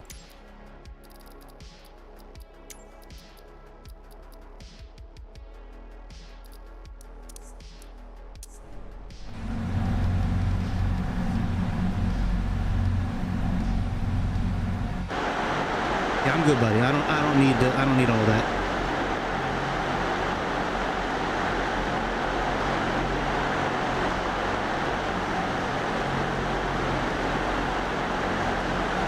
Boy, I love flying out of JFK at 60-some frames a second. That's a beautiful thing right there.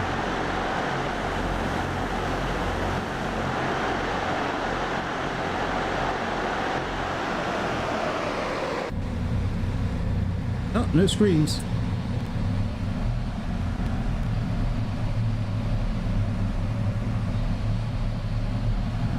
Battery turned off. Good job, Asobo. That's cool. Let's just turn the battery off while we're flying.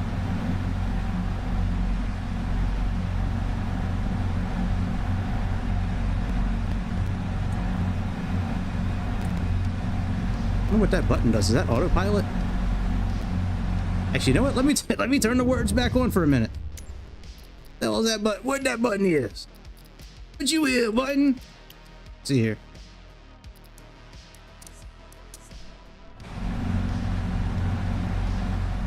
Oh yeah, all automatic modes. Okay, that's cool. And that's decelerate to hover, not active, the auto throttle. That's pretty cool. A couple of cool features up in this mode. CS reset.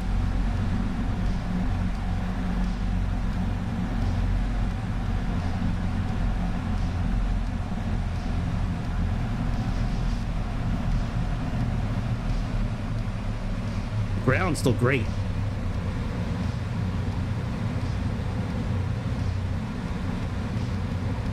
I don't see any really lumpy textures. Like sometimes it looks like a big wall of trees. Like it's got really weird angles and shit to it. Like stuff looks pretty damn good.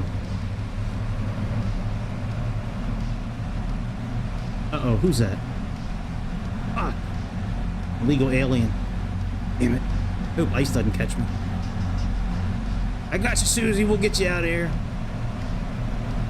We'll drop you off to the ice department. That way they can help you get home.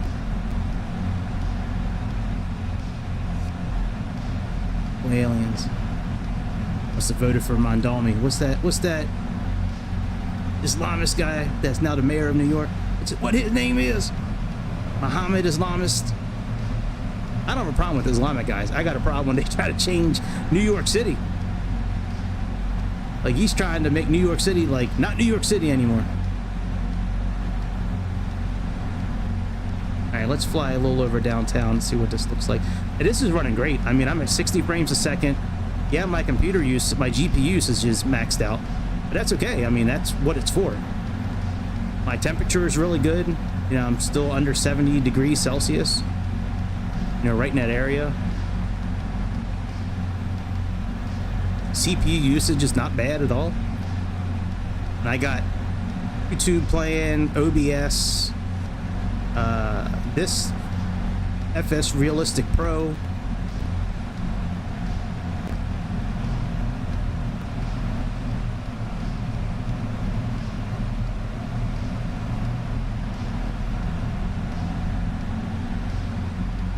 Let's just fly over downtown a little bit real quick and see what that looks like.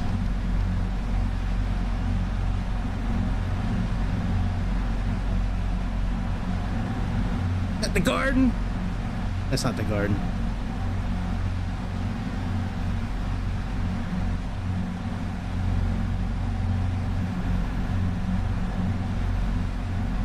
Colgate, Jersey City. That's where they make toothpaste at. Isn't that where they make toothpaste? At Colgate right there?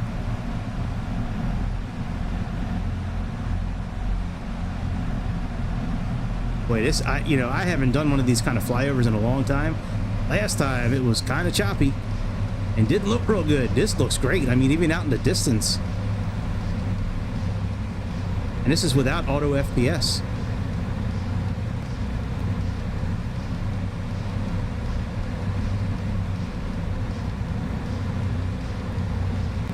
I think a good test would be to try Sky Dolly and play it back. Oh, I don't have chase plane, so it doesn't matter. Checking out different camera angles.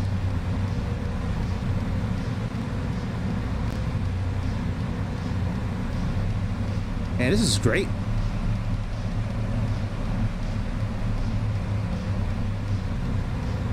Very cool.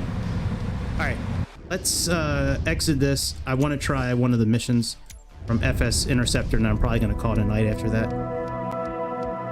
Yeah, I got to eat dinner, and I have something to do tomorrow. I'll be back tomorrow night for sure. I have an X-plane flight planned with the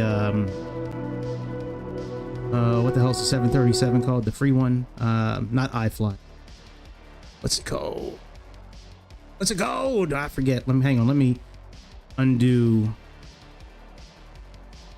air rack cycle real quick.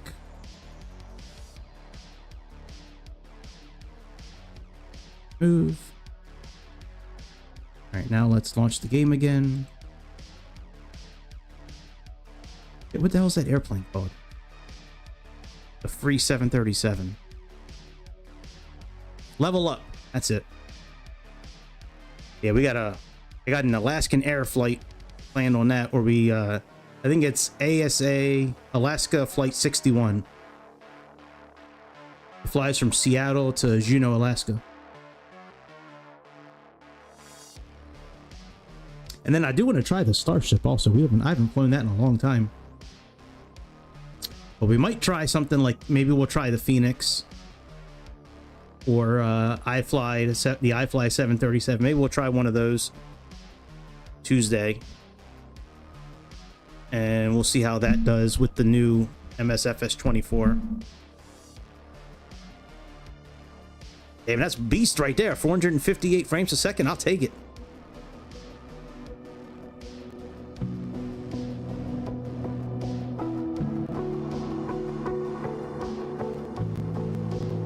Yeah, it's a very good update so far. Good stuff. I'm not happy with that one thing still, with going into drone mode when you're flying an airplane. When you have autopilot on, for some reason going into drone mode, it cancels it. Like it doesn't turn the autopilot off right away. It like somehow, one of those camera angles, I don't know which one it is, one of those camera options somehow deactivates the autopilot. It's been doing it forever. For a long time. I don't believe it's a button, because I don't have any kind of buttons programmed for disengaging autopilot, other than I think one of the buttons on the yoke here, but that's not what I'm pushing when I'm switching cameras. You saw I was just clicking on it with the mouse. Those are pretty fun missions where you spray the agricultural. I like the one where you have to land the helicopter on top of like the pickup truck. Where is that? Where is that? Where's that? Where's that? Where's that? I want to land there. I want to take a picture of a buck. What's up, dude? I know where that is. That's Vegas. Yep. I'm kidding. I know it's Paris. Kidding. Where's that? Where's that? Where is that? Where's that? Where's that? Where is that? And where is that? That's Africa. Maybe. Yeah, it's got giraffes. It's gotta be Africa. Where's that? Where is that? That's north. That's gotta be north somewhere. I want somebody from Asobo to tell me where all that shit is so I can try it. All right, let's go into activities. Let's do our next. Oh, we gotta change our airplane. Hang on 1 second. Let's go into controls. And let's change this for Cessna 152. Oh, we can't do it right now. Fuck my life. Oh, we can't do it because we don't have the right airplane yet. Hang on, let's get the Cessna 152.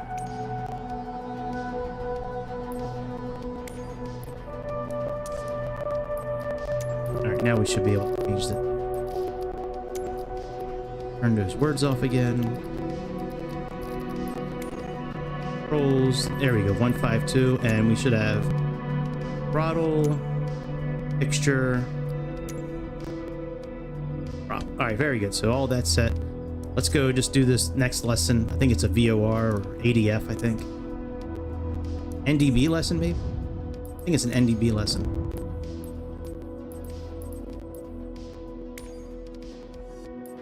Yeah, we did advanced handling. Yeah, we did VOR 1 and 2, so now we're on NDB navigations. Let's try this.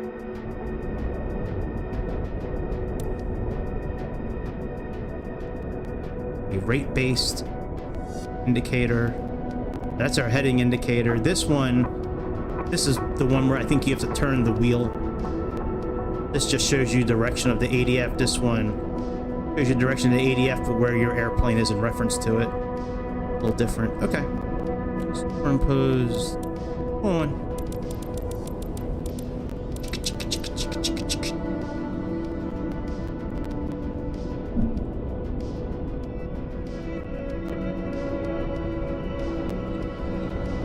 Come on, bitch. Let's go.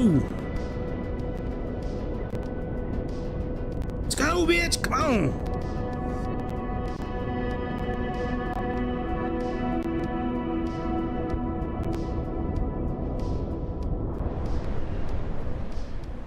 There we go.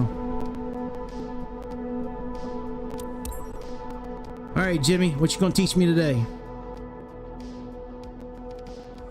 Where we left off. Remember from our last class. Stay at the right altitude.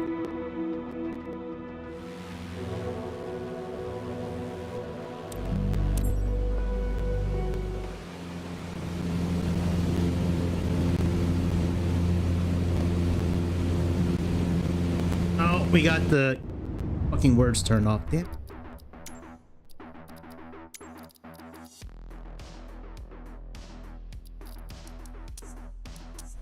Form of radio navigation that you are likely to come across.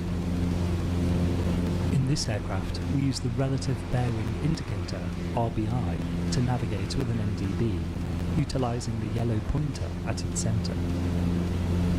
When our automatic direction finder, ADF, is tuned to an NDB station, the arrow on our RBI will point directly to the beacon. Using the ADF radio panel, located directly below the RBI, tune in the Jersey NDB, frequency 329.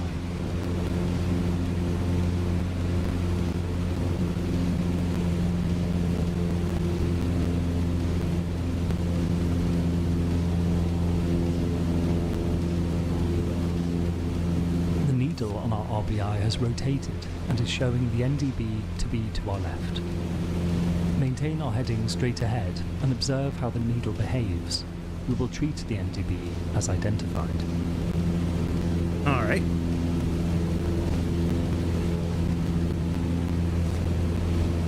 See how, with the head of the needle deflected to the left of centre, the deflection increases further left. Yep. Keeping our nose to the right of the head has pushed the needle left. This is known as pushing the head and is a fundamental concept for navigating with needles. The head of the needle will always push away from your heading. Make a left turn now so that the NDB needle is pointing straight up, meaning that the NDB is directly ahead.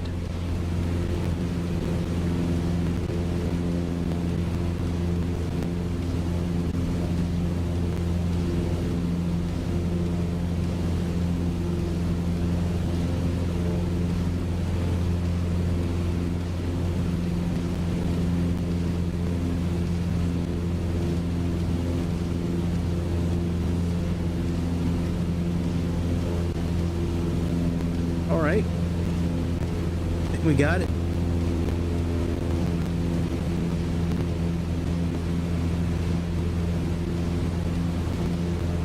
Remember that radials are bearings from a beacon, so if we want to follow a radial towards a beacon, we fly the reciprocal course.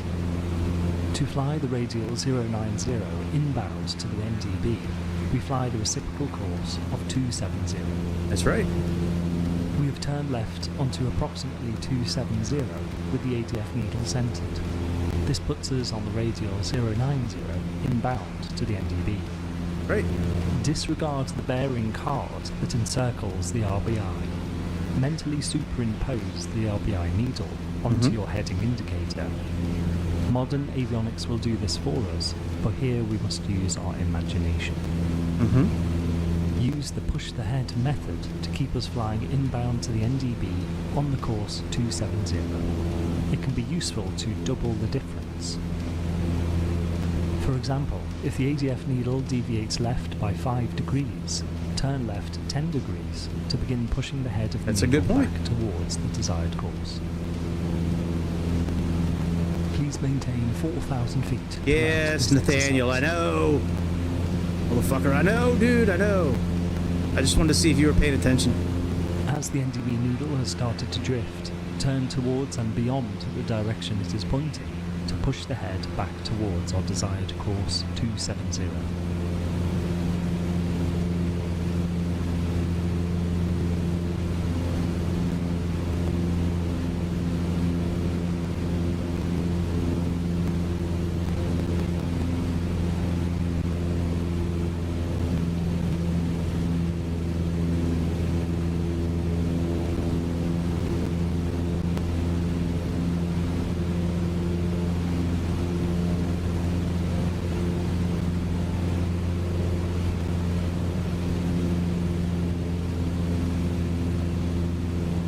As the NDB needle has started to drift, turn towards and beyond the direction it is pointing to push the head back towards our desired course 270.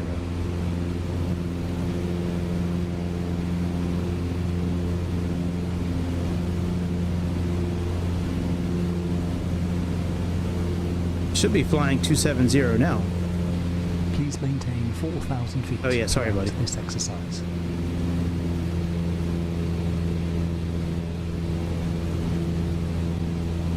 Because the NDB needle is pointing towards 270.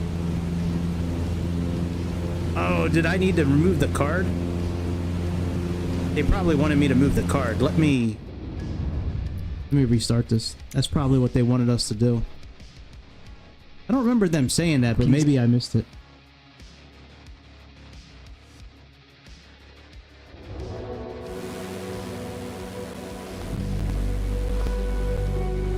Okay.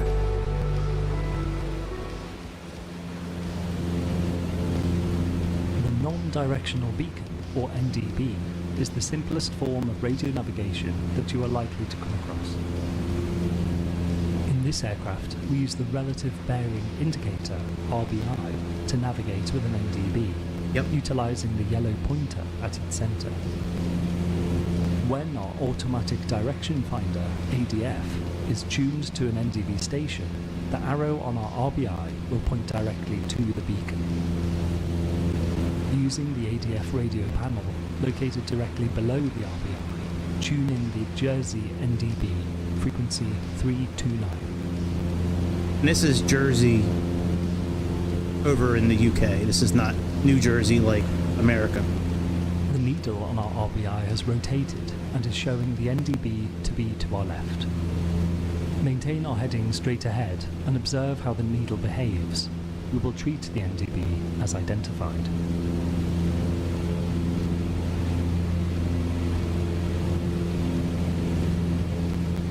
See how, with the head of the needle deflected to the left of centre, the deflection increases further left. Keeping our nose to the right of the head has pushed the needle left. This is known as pushing the head and is a fundamental concept for navigating with needles. The head of the needle will always push away from your heading. Make a left turn now so that the NDB needle is pointing straight up, meaning that the NDB is directly ahead. Alright. Make sure we don't miss anything this time with turning the knob on that, the RBI knob. Got a nice rate 1 turn going, holding our altitude nicely.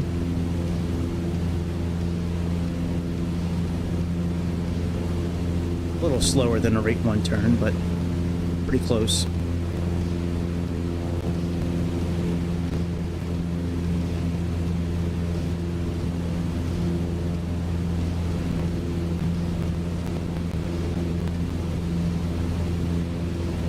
Remember that radials are bearings from a beacon, so if we want to follow a radial towards a beacon, we fly the reciprocal course. To fly the radial 090 inbound to the NDB, we fly the reciprocal course of 270. We have turned left onto approximately 270 with the ADF needle centred. This puts us on the radial 090 inbound to the NDB. Disregard the bearing card that encircles the RBI. Mentally superimpose the RBI needle onto your heading indicator. Oh, we are really low. Modern avionics will do this for us, but here we must use our imagination. Oh, there we go. Use the push the head method to keep us flying inbound to the NDB on the course 270. It can be useful to double the difference. For example, if the ADF needle deviates left by 5 degrees, We're having a hard time doing altitude tonight. Good lord. Pushing the head of the needle back towards. I need to the just desired trim a little course. bit. As the NDB needle has started to drift, turn towards and beyond the direction it is pointing to push the head back towards our desired course 270. Please maintain 4,000 feet throughout this exercise.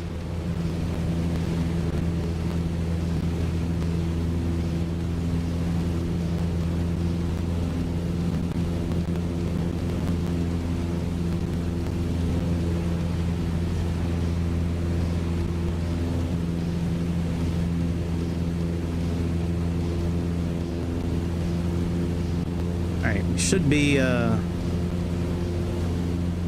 okay now. I have 90 turned in there because we're flying on the 90-degree radial.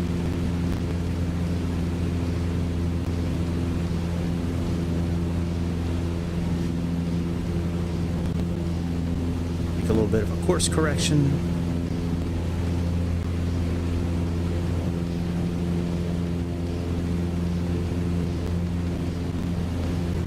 Alright, we seem to be holding our own now with altitude. Very good.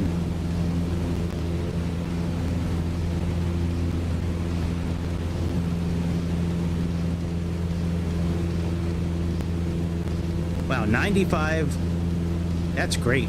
95 frames per second. My goodness. Oops, altitude. Please maintain 4,000 feet throughout this exercise. I know, pal, but you got our speed up a little bit. Shouldn't we be at 2,300 RPMs? As the NDB needle has started to drift, turn towards and beyond the direction it is pointing to push the head back towards our desired course 270.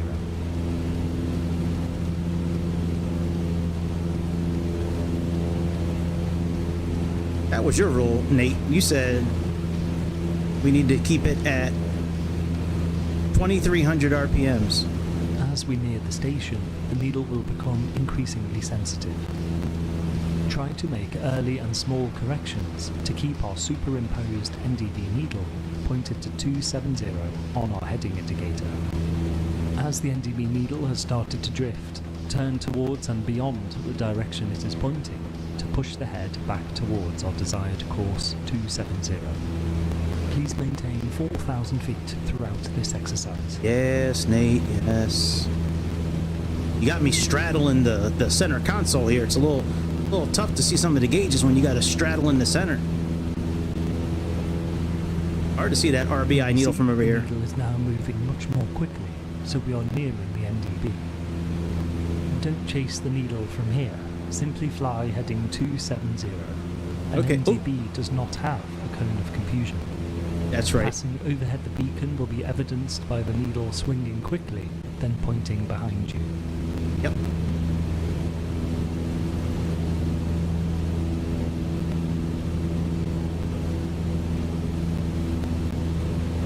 All right, let's do the next lesson. I'm ready. I'm ready. Now that we are outbound from the NDB, the needle points behind us. As opposed to pushing the head of the needle, our nose will now pull the tail of the needle towards it. Okay. Push the head, pull the tail. Make a left turn to heading 215 and see how the tail of the needle is pulled around towards our heading.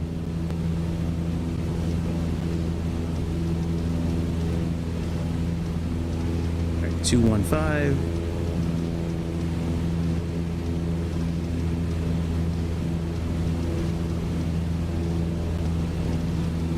Maintain heading 215 and watch as the tail of the needle is pulled towards our heading. See how the tail of the ADF needle is pulled towards our heading. Push the head, pull the tail. Not really. This is how we fly a radial from an NDB, by turning to pull the tail onto the desired outbound radial. Again, we mentally superimpose the NDB needle onto our heading indicator. I probably shouldn't have moved the We want card. to intercept the radial 180 from the NDB. We fly a simple 45-degree intercept angle. Superimposing the NDB needle onto our heading, we see that the tail of the needle is to the right of 180. We will therefore fly an intercept heading to the left of 180 to pull the tail towards our desired radial 180. 45 degrees left of radial 180 is 135. Turn left now to heading 135. You know, I'm starting this over again because I don't think we should have. I don't think we should have. I don't think we should have moved that card. I think that should still have been just wherever it was defaulted. Try this one more again. One more again. The non-directional beacon, or NDB, is the simplest form of radio navigation that you are likely to come across. In this aircraft, we use the relative bearing indicator, RBI, to navigate with an NDB, utilizing the yellow pointer at its center. When our automatic direction These gauges look finder, really good. ADF, is tuned to an NDB station, the arrow on our RBI will point directly to the beacon. Using the ADF radio panel, located directly below the RBI, tune in the Jersey NDB, frequency 329.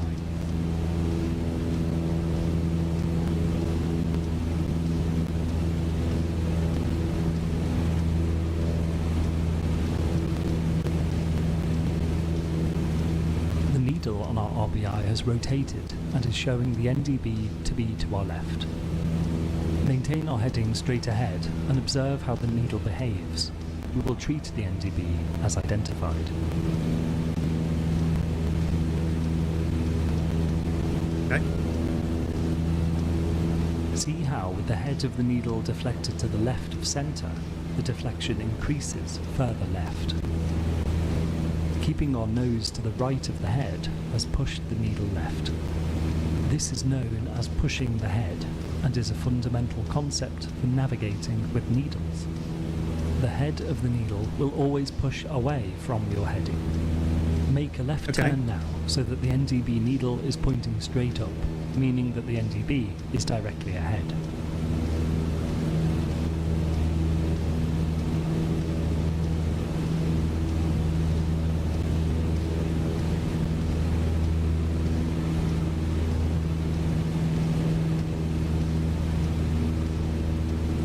See, when he says push the head, like I think if we're turning left, we'd be pushing it down. So it wouldn't be like, unless the head is in the back there, it just doesn't make sense going to the left that it would push it to the right. But I'm sorry. Remember that radials are bearings from a beacon. So if we want to follow a radial towards a beacon, we fly the reciprocal course. To fly the radial 090 inbound to the NDB, we fly the reciprocal course of 270. We have turned left onto approximately 270 with the ADF needle centered. This puts us on the radial 090 inbound to the NDB. Disregard the bearing card that encircles the RBI. Okay. Mentally superimpose the RBI needle onto your heading indicator. Modern avionics will do this for us, but here we must use our imagination. Use the push the head method to keep us flying inbound to the NDB on the course 270. It can be useful to double the difference. For example, if the ADF needle deviates left by 5 degrees, turn left 10 degrees to begin pushing the head of the needle back towards the desired course. A game I haven't played in a long time. I want to start playing again. As the NDB needle has started to drift, Roller Coaster, turn towards and beyond the direction it is pointing. What was that game that came out a few years ago? Towards our desired Roller Coaster, or it's not Roller Coaster Tycoon. Planet Coaster. He had a Planet Zoo game that came out, but I came very close to getting it like a year ago or 2 years ago when it came out. I couldn't buy it. I didn't like Planet Coaster enough to sink that kind of money into a game about animals.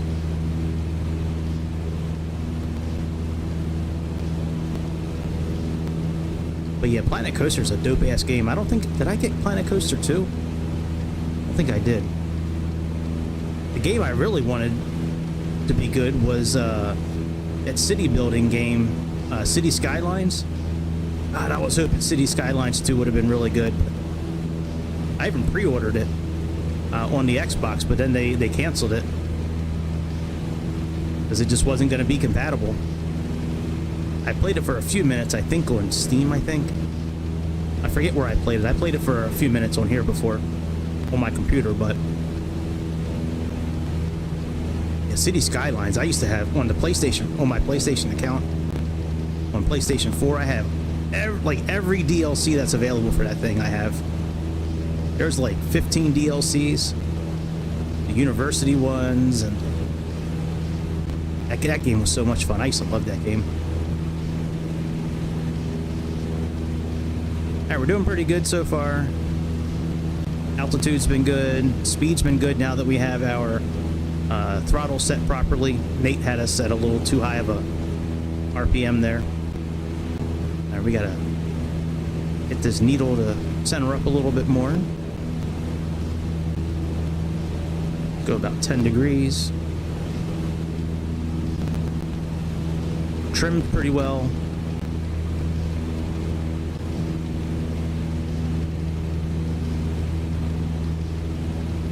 Yeah, I am very much looking forward to doing that level up flight tomorrow. That is such a wonderful airplane, that 737. I still can't believe that it's free.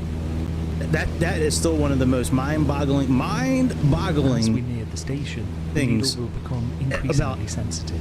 Flight simulation is that thing is free. Early and small corrections to keep our superimposed NDB needle pointed to 270 on our heading indicator. Yes, sir, buddy.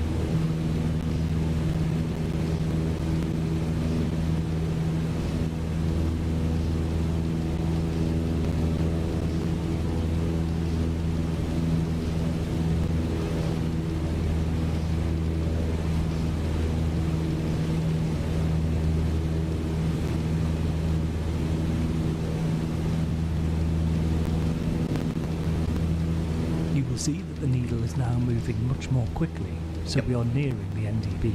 We'll chase it. Don't chase the needle from here, simply fly heading 270. An NDB does not have a cone of confusion. Passing overhead the beacon will be evidenced by the needle swinging. I can just use the quickly compass in the and center of pointing the behind you. window there. Stay on the right track. That way I don't have to look down. Kind of see our speed looks okay, our altitude looks okay. We're pretty much at west. And then the needle is moving now, so that's good. Now we're going to drag the tail. Now dragging the Now tail that should we are make some outbound sense from now. The NDB, the needle points behind us. As It didn't make opposed sense to before pushing when I ahead moved of the card needle, around. Our nose will now pull the tail of the needle towards it. Push the head, pull the tail. Make a left turn to heading 215 and see how the tail of the needle is pulled around towards our heading.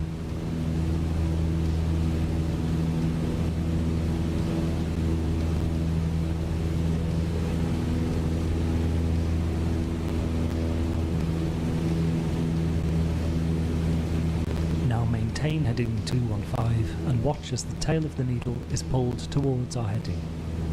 See how the tail of the ADF needle is pulled towards our heading. Push Not the really. head, pull the tail. This is how we fly a radial from an NDB, by turning to pull the tail onto the Oh, I desired see it now. outbound radial. Okay. Again, we So we pull the mentally tail around, superimpose the and then end of that... the needle Okay, I get onto that. our heading indicator. It's showing Let's 215 right say here. we want to intercept the radial 180 from the NDB. We fly a simple 45-degree intercept angle. Right. Okay. Superimposing the Makes sense now. NDB needle onto our heading, we see that the tail of the needle is to the right of 180. We will Yep. therefore fly an intercept heading to the left of 180 to pull the tail towards our desired radial 180. The head is to the left of 180. 45 degrees left of radial 180 is 135. Turn left now to heading 135.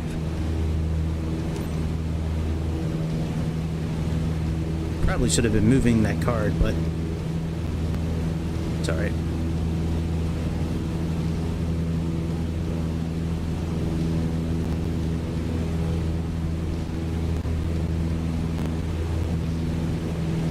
See how this heading indicator has markers at each 45-degree interval.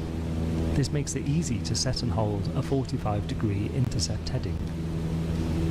Superimpose the NDB needle onto your heading indicator and watch as the tail of the needle is pulled towards 180. Once the tail is around 5 degrees from our target radial, we will turn right onto heading 180.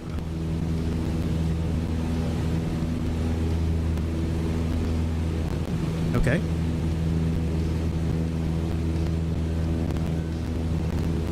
I'm waiting.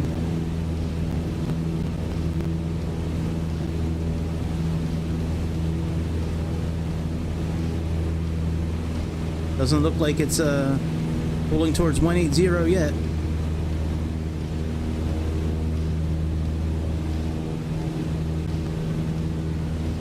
Maybe we just need to go a few miles out more.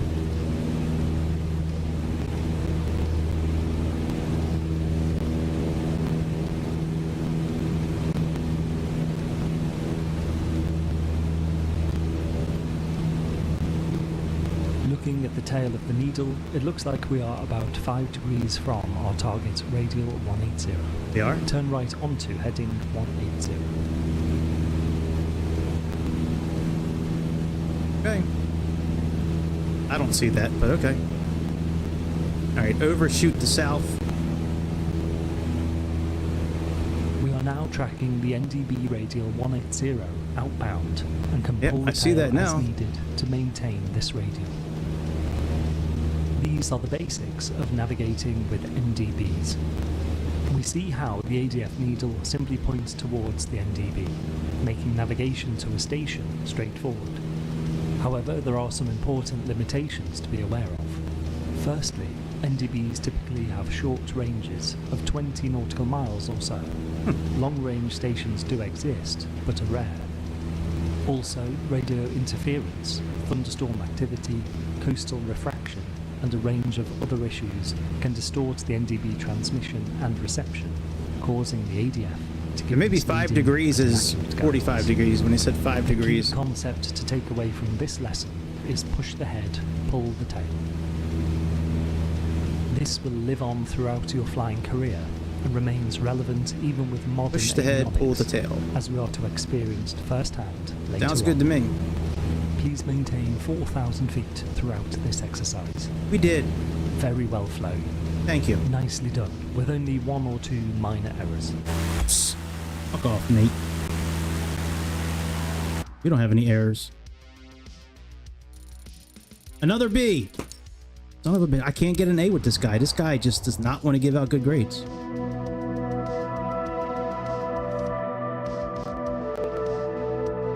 Alright, let's do one more of these and then I'm gonna probably call it a night here. Do navigation exercise. Intercept radial to VOR, intercept radial from VOR, navigate to NDB. I like this. Let's do this. Of course, if I had chase plane, it'd be much better. That way I could zoom right in on the gauges like I did last time. Especially if we have to climb or descend and we need to be at a certain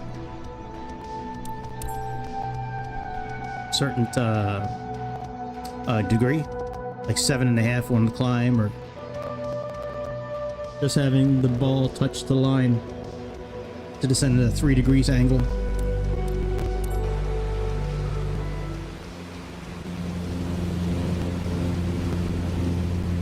Hopefully you are by now experiencing firsthand how flying on instruments alone can be broken down to a series of simple techniques. Now we combine the topics covered so far in an en route navigation exercise involving attitude flying plus VOR and NDB navigation. Firstly, tune and identify the Jersey VOR into the NAV1 radio, frequency 112.2.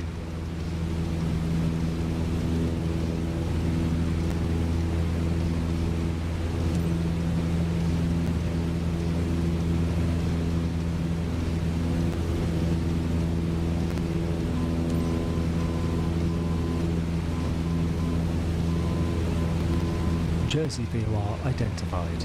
You can turn off the NAV1 ident now.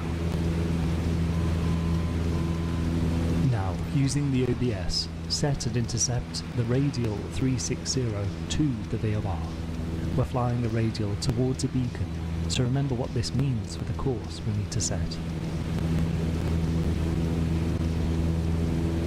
Remember that we are flying a radial to the station, so we use the reciprocal. In this case, that would be a course 180.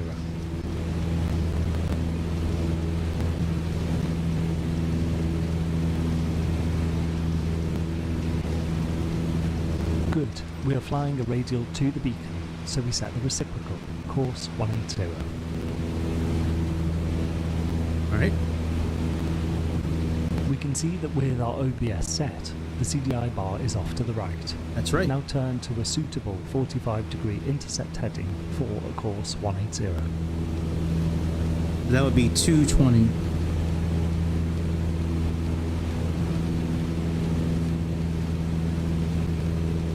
We're looking for a left turn to heading 225. You a fuck. 45-degree intercept for radial 180.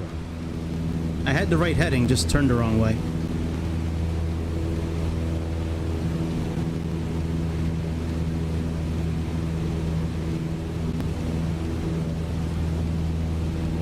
Got a good rate 1 turn going.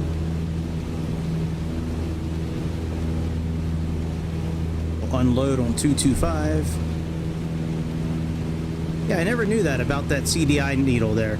That when it's up top, that's what heading we need to go to intercept it at a 45-degree angle. I never knew that was the case.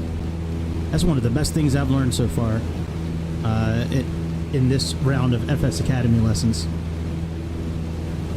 The CDI was off to the right with our course set, so we chose an intercept heading to the right of our OBS course. Now complete the interception and flyers to the VOR.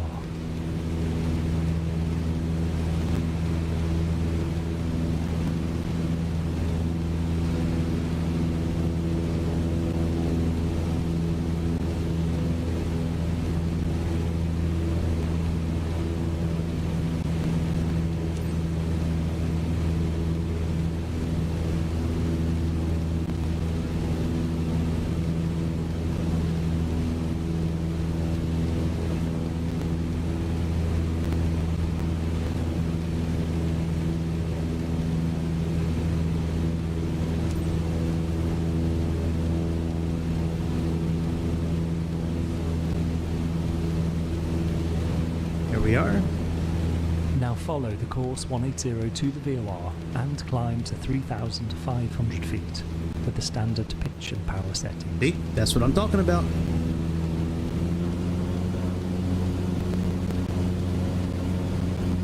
Why I'm zoomed in here. And keep our nose at 7.5 degrees, which is in between those, right beneath the 10 and right below the other bar. Got to increase our trim a little bit.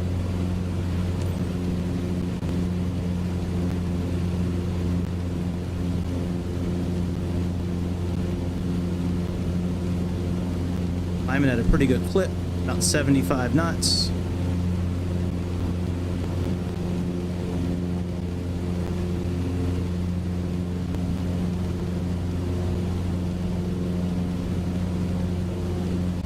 Should be climbing at about 450 feet per minute.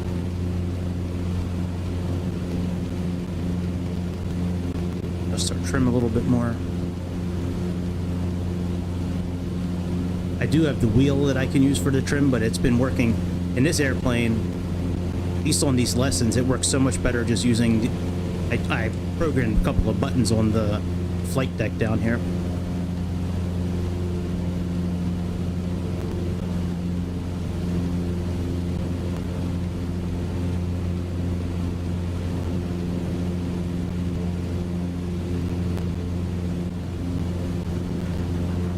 When we get to 3,500 and we roll out of that and level off, we need to move our engines down to 2,300.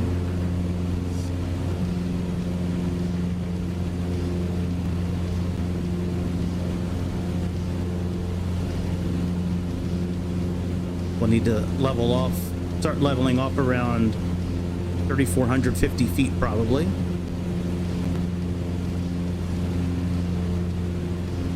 Got a good climb going at about 500 feet per minute.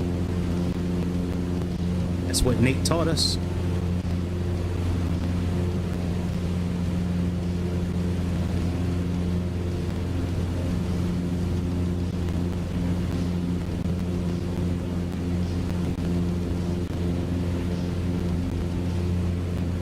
These are great lessons.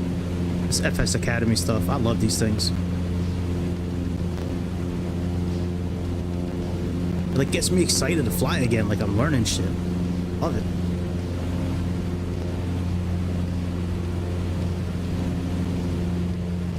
Alright, we're almost ready to start rolling out. Now maintain 3,500 feet to the VOR. Continue on the course 180 to the VOR. We'll leave on the radial 200.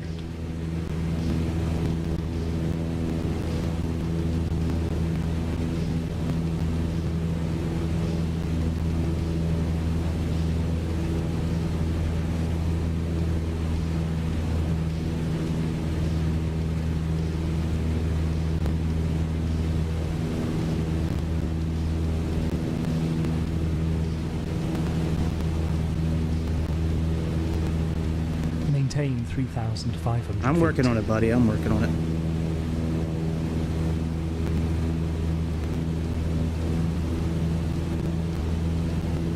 I think if he gives you more than one prompt, I think that's when you get a B. Like, you can get more than one prompt if it's a different prompt. Like if it's altitude and then heading, I think that's okay. But if it's like two, where he's talking about altitude, yeah, I think you're screwed at that point.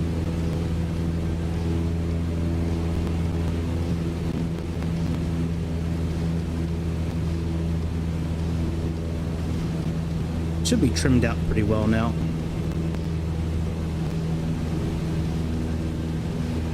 Did I watch the Turkey Tom thing on Boss Man Jack? Ooh, man. I've watched Boss Man Jack a little bit here and there. Like, I didn't know some of the shit that Turkey Tom was. That motherfucker was 5 hours long on Boss Man Jack. I couldn't believe it. I didn't know one day he went through $1 million. What was it, on Stake or Shuffle, one of those websites? Man, he had $1 million go through his hands that day. Whether it was his money or their money, that's crazy, man. And always walking away with nothing in his pocket. Just doesn't know when to stop. I do like the one time he called his crack dealer and was ordering a bunch of shit, and then he had to cancel it because he lost the money. Dude, one time his mom drove him to the crack dealer. I couldn't believe that shit. It was either crack guy or weed guy. I don't remember which guy it was. But yeah, his mom drove him. Couldn't believe it. I would never ask my mom to drive me to pick up drugs. Mom, I need to get some crack. Can you help me out? Can you drive me down to the worst part of the city? Can you drive me to the slums and let me get some crack, please? I always liked that Dave Chappelle skit where he was talking about getting pulled over by the police and the police sprinkle some crack on you.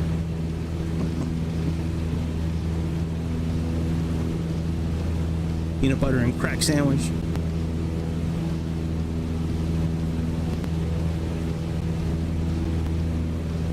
All right, Nate, we almost at this VOR. We can fly away from it and then pick up an NDB.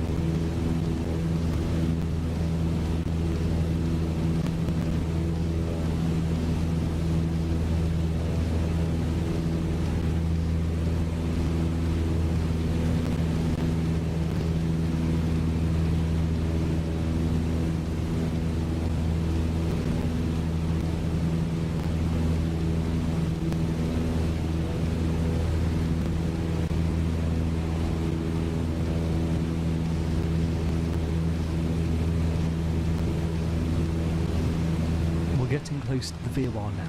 When you enter the cone of confusion, turn right to heading 200. Okay.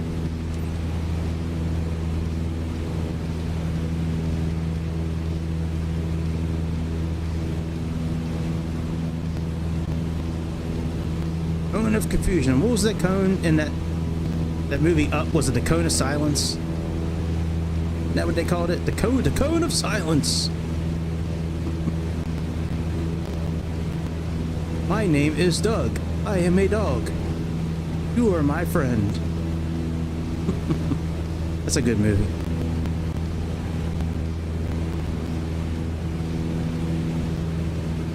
Alright, it looks like we're starting to enter it.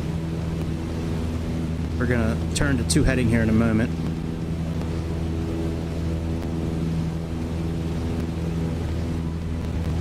Alright, let's turn to 200.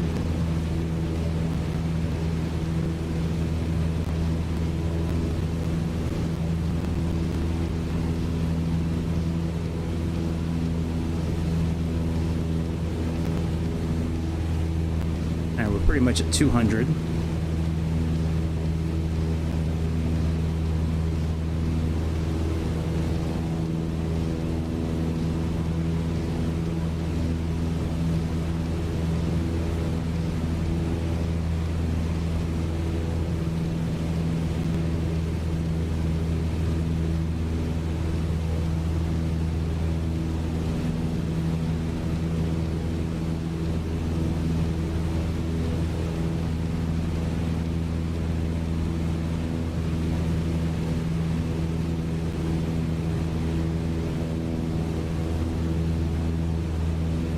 All right, Doug, what's going on, buddy? Are we through the cone of confusion yet?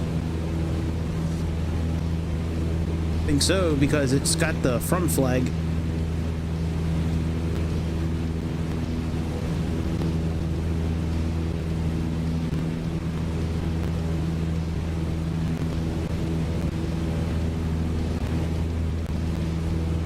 I don't like when he's silent this long. It always makes me think like we did something wrong, and the simulator just doesn't know what to do next.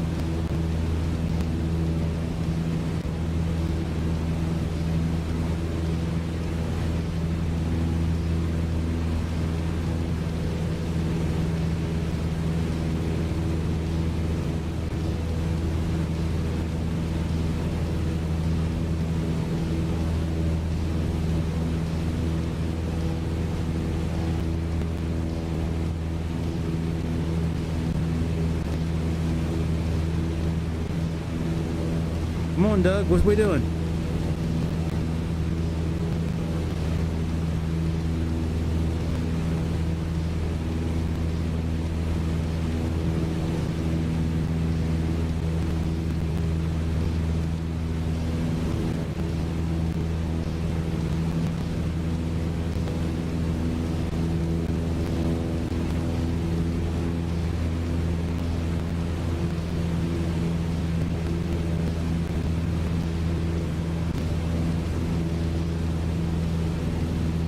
I mean, he did say fly 200, right? Isn't that what he said? I mean, I can turn towards... Here, let's make a turn and see if that'll line us up. Let's turn to like let's say 135.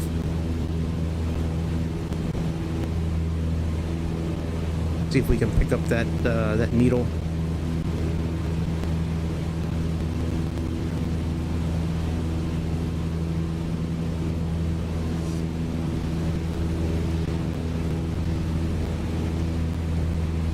Might have to restart this one.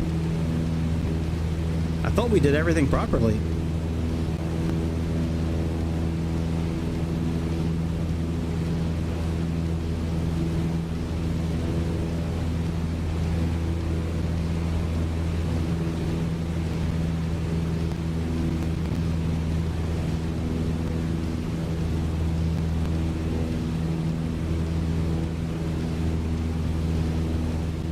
Alright, looks like we're getting close to picking up that radial.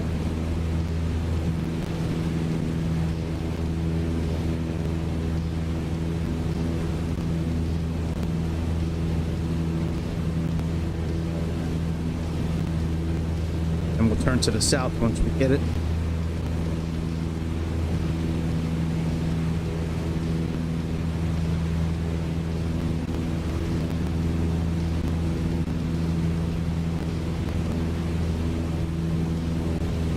Alright, I'm almost ready to turn onto the radial.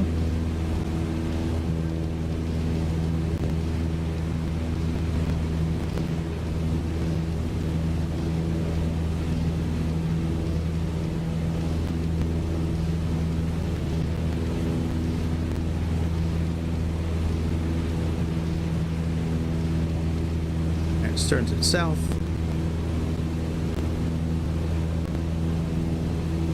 Gotta overshoot the south.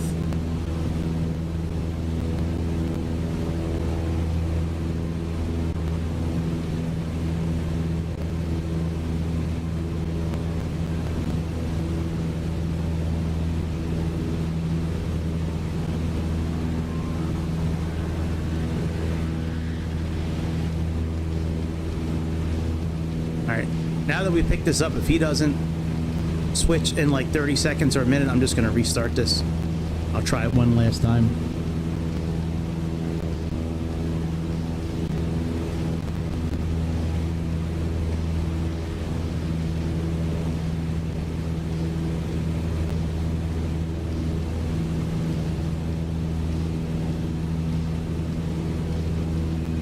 I mean, we're at the right radial.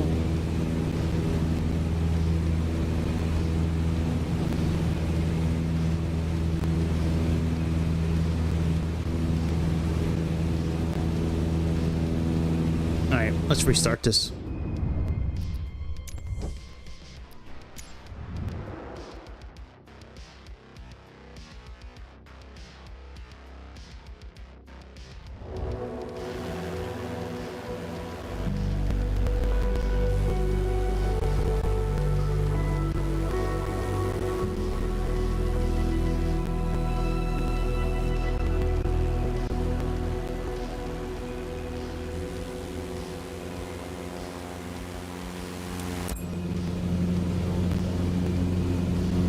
Let's try this again. Hopefully you are by now experiencing firsthand how flying on instruments alone can be broken down to a series of simple techniques. Now we combine the topics covered so far in an en route navigation exercise involving attitude flying plus VOR and NDB navigation. Firstly, tune and identify the Jersey VOR into the nav1 radio, frequency 112.2.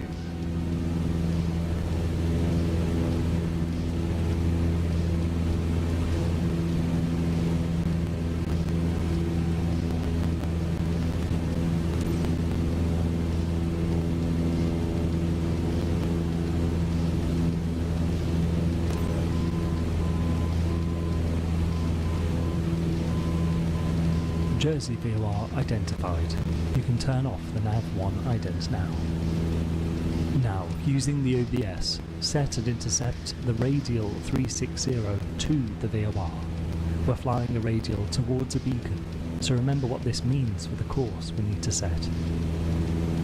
Remember that we are flying a radial to the station, so we use the reciprocal.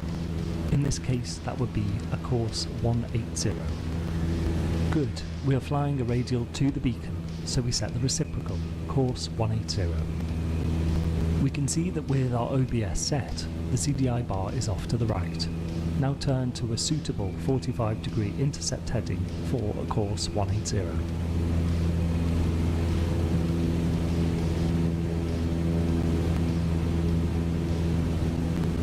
That'll be, I think it's 225, I think.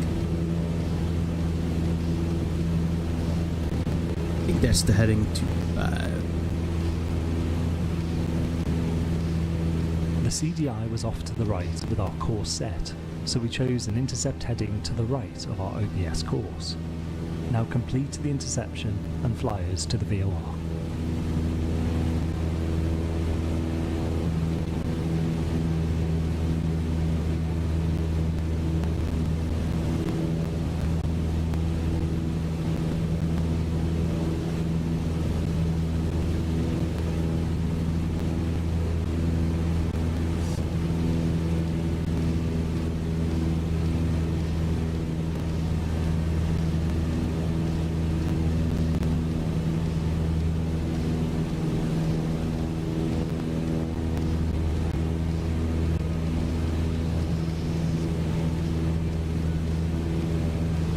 Alright, let's get ready and turn. Turn to the south.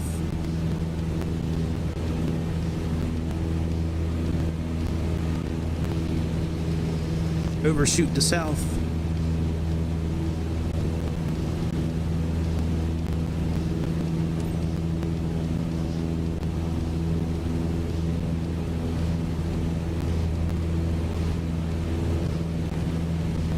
Now follow the course 180 to the VOR and climb to 3,500 feet with the standard pitch and power settings. I'm going to try to do it from back here. As long as I keep it around 500 feet per minute, we're doing okay.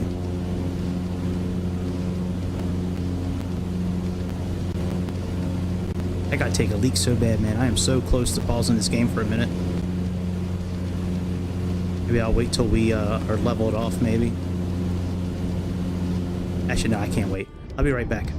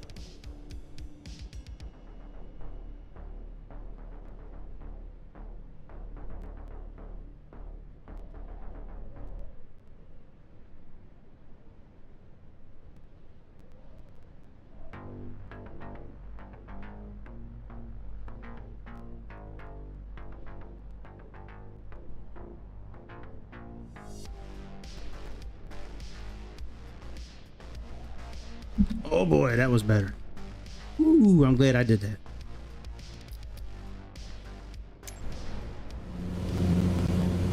Okay, get back up to 500 a minute.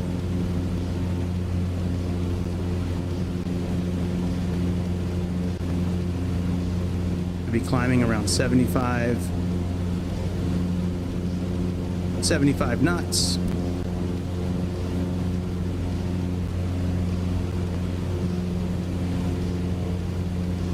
Yeah, throttle all the way in. Move our trim a little bit.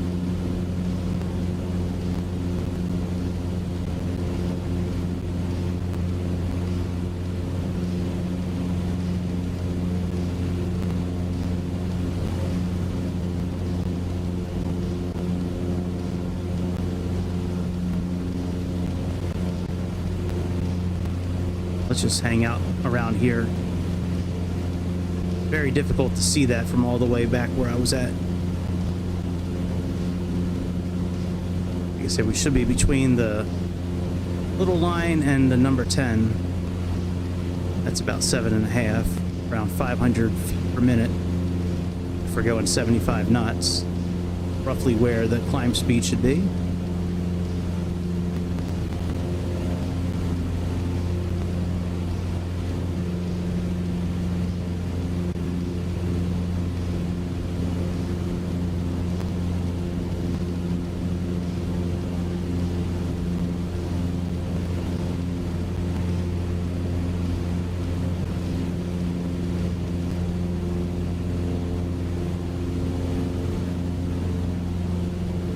I really need to pay attention to what he says, because I thought he said when you enter the cone of silence that it's going to be on, then you need to head to heading of 200. I could have sworn that's what he said.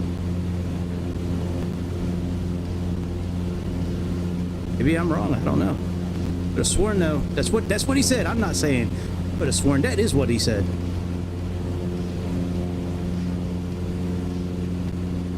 The room is ready to level Make sure out. to hold a 7.5 degree pitch attitude in the I know, climb. buddy. I'm sorry. Sorry.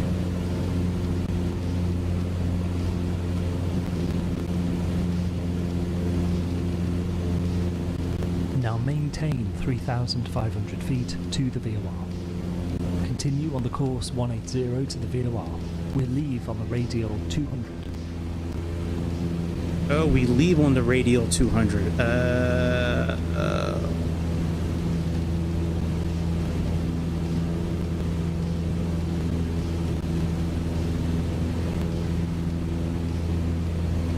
I get it now. So once we enter the cone of silence, turn this to 200.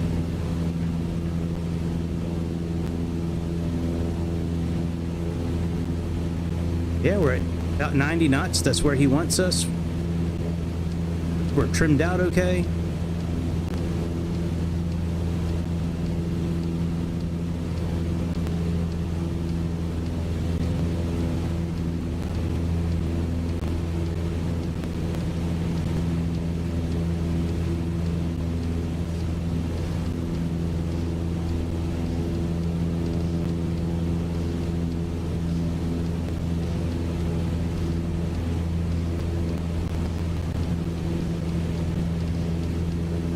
Go maybe about 165, or, I'm sorry, 175, 170.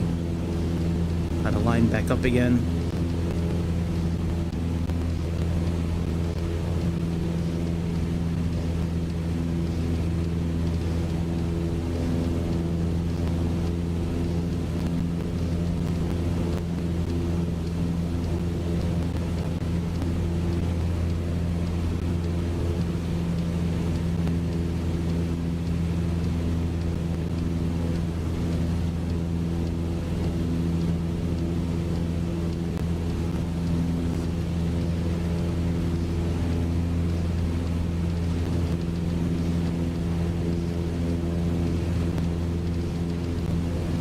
Alright, cone of silence. Where are you at? Cone of confusion.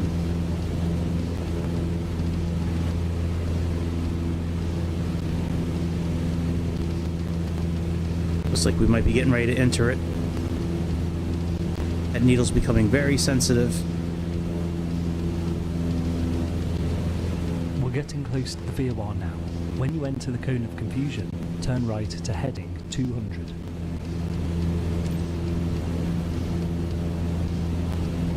Man, you know what? I don't know all the ones offhand, but I can tell you that I have had zero issues with this. I've been running about 90 frames a second, no auto FPS. I've tried the 737 MAX. We tried the C208 Cessna, which is one of the ones they updated, and I mean, it is, so far it's awesome. All right, we need to turn on a heading of about 150 to capture this at a 45-degree angle. Oh, you know what? I think we need to turn, I'm sorry. I think we need to turn the other way, actually. Oh, we'll turn this way. We'll try this way first. Maybe we need to turn.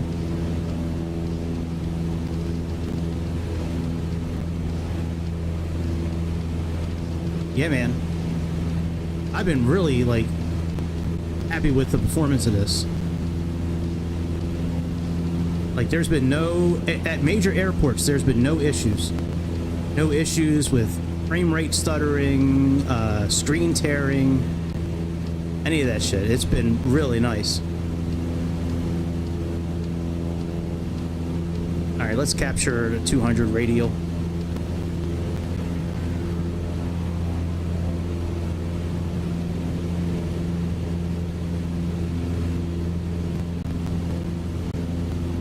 We need to get back up in Maintain 3,000. I know, buddy. I know. I'm sorry.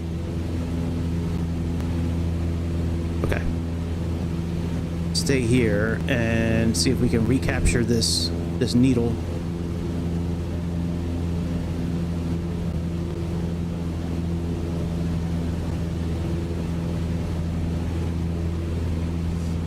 Oh yeah, I was going off on a SOBO earlier, because there's still training missions, like certificate missions, that we still can't do yet. You know, like in the career mode, how it's got like super heavy for airplanes and something similar for what's it called, for helicopters. We still don't have that shit.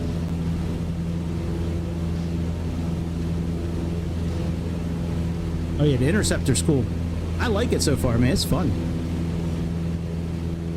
I have the Zero to Hero ones too, but this one, he's the teacher is way more strict on this one.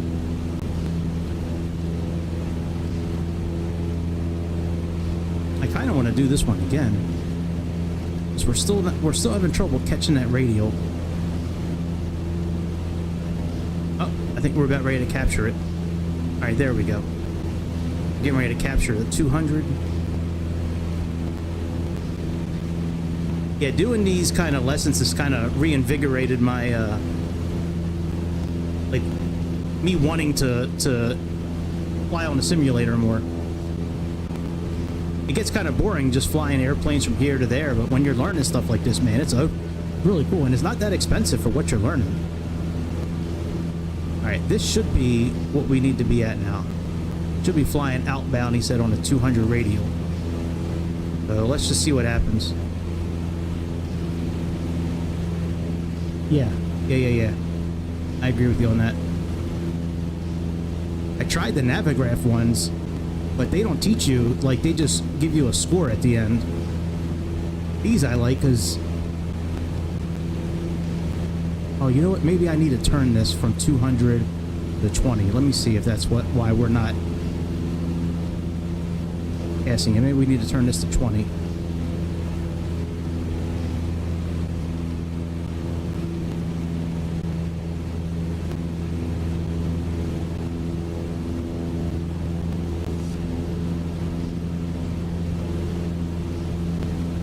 I mean, we did what he asked.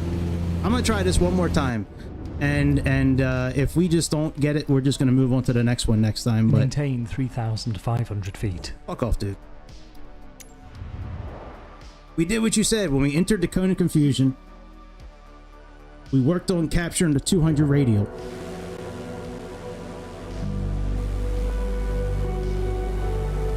Try this one more time.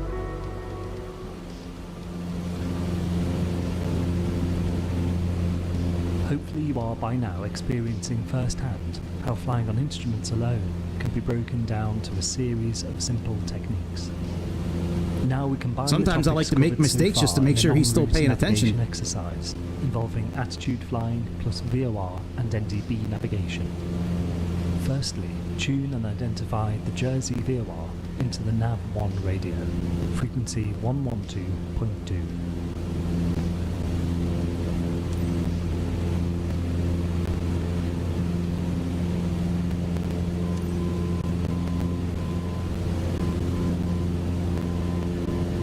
Jersey VOR identified. You can turn off the nav1 ident now. Now, using the OBS, set and intercept the radial 360 to the VOR. We're flying a radial towards a beacon, so remember what this means for the course we need to set. Maintain 2,000 feet. I know, but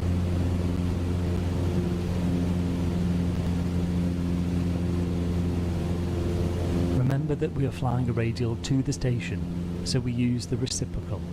In this case, that would be a course 180.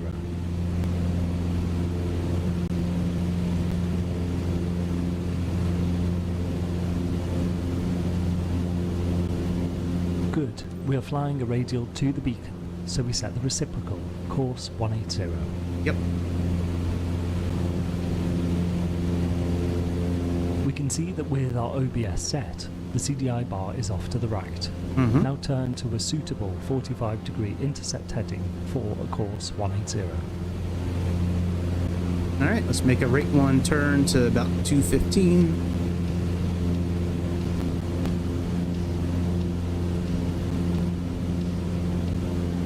And once we get established, we're gonna climb up to 3,500 feet again. And I know he says when you enter the cone of confusion, we're gonna be flying on an outbound radial of 220.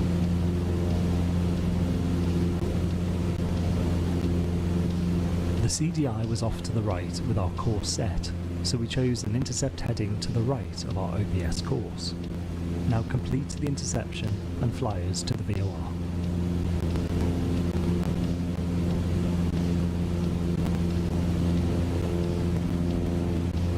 Alright. Move in a little. We're getting ready to start climbing here.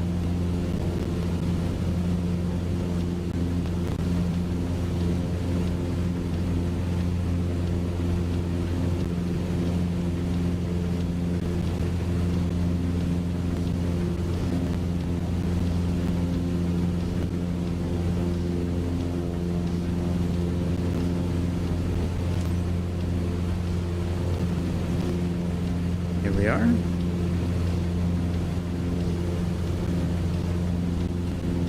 Now follow the course 180 to the VOR and climb to 3,500 feet with the standard pitch and power settings. Alright, so full power. And let's pitch up 7.5. About 500 feet per minute.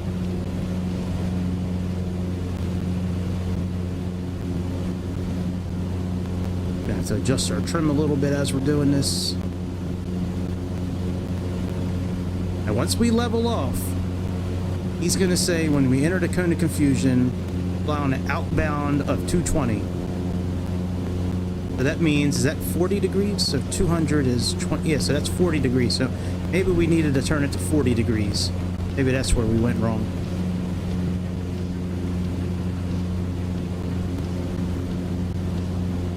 As if we're flying on an outbound of 220,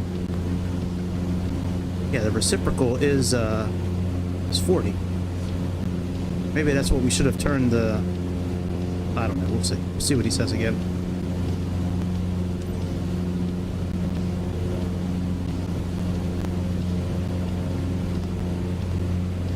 These lessons are a lot harder than the ones that we had in 0 to 0 or 0 to hero. Now, granted, I didn't do the commander ones in there yet with, you know, the engine fires and icing and equipment failing, but the IFR, the VFR modules, and the navigation ones, He was not as strict as he is here, man. This guy is real strict on these. Usually, like in the other ones, you could go like 200 feet north or south of the altitude you're supposed to be at. Man, if you cross more than 100, he is on your ass quick. He on your ass like white on rice. Yes, sir.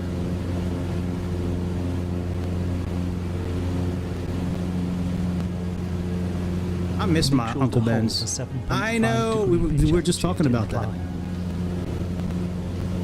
We were just talking about that, weren't we? 7.5 is right in between that middle line and the 10.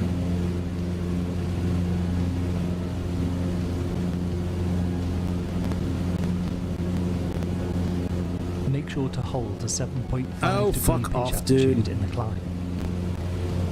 Here we go. He said it twice. Now we're going to get a B. We're not going to get an A anymore. We're done. He's going to fail us and give us a B. So mean. British guys.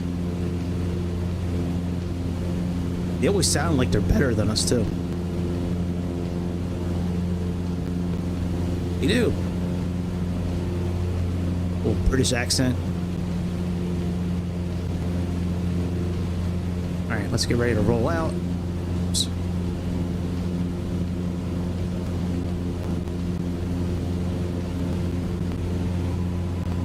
Now maintain 3,500 feet to the VOR. Alright, let's pull our throttle back. On the course 180 to the VOR. About 2,300 RPMs. Radial 200. Adjust our trim.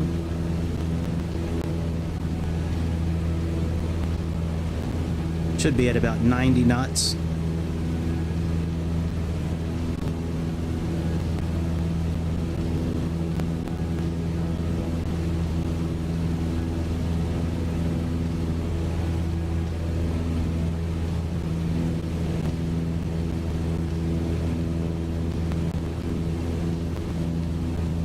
Flying on a course of 180.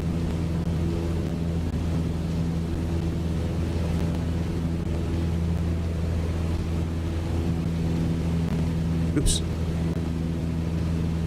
Down before he says something.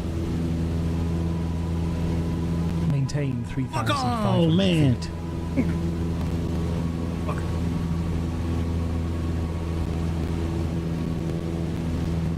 I don't usually have problems with going above the air altitude. Usually I'm like trying to catch up to it. Oh well.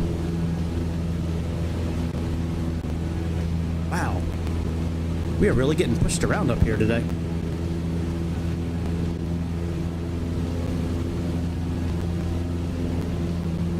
Alright, I think we're okay now.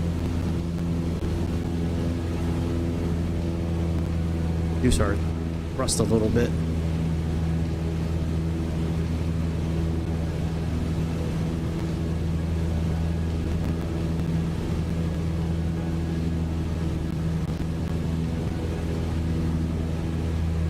Okay, we should be somewhat trimmed out now that we have our engines at the right RPMs.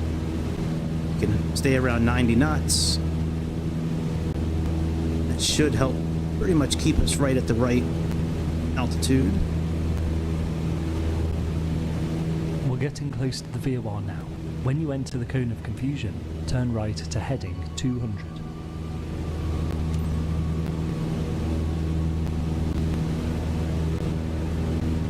Alright, let's wait. Let's wait until the CDI needle moves, then we'll turn to 200.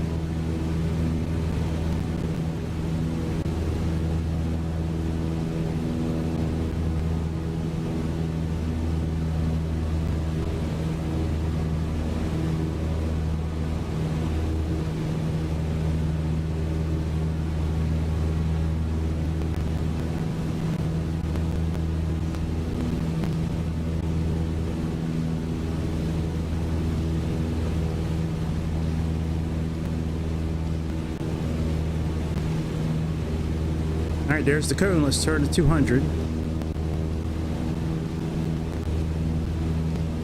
220, actually. I think that's what he said.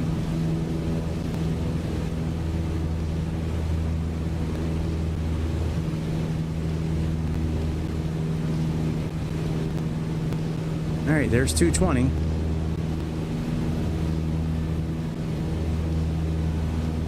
Let's see what little Bruce guy says now.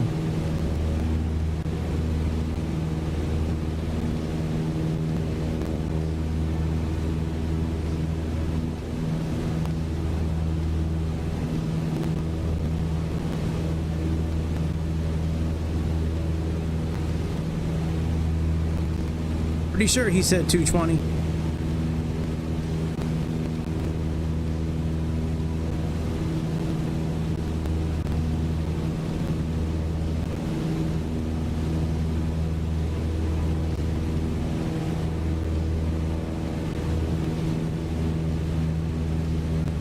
I'll give him a few minutes. If you don't say something, we just gonna cancel this mission. Maybe it's not ready for prime time yet with the new update. And we did go in and deactivate Navigraph, so that's not the problem this time. That was the problem last time when we couldn't adjust the throttle of the Cessna anymore. That's why we kept on falling out of the sky last time.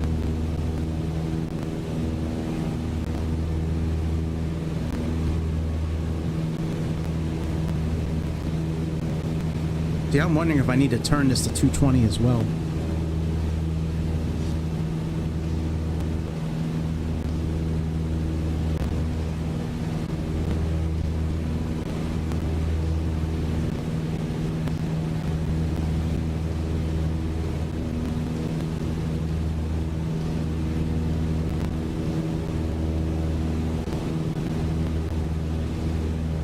Let's capture 220.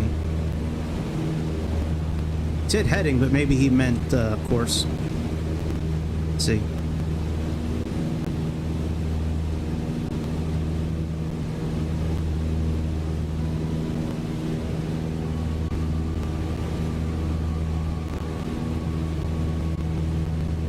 We're almost ready to capture 220. Well, the 40-degree radial, but that's course of 20.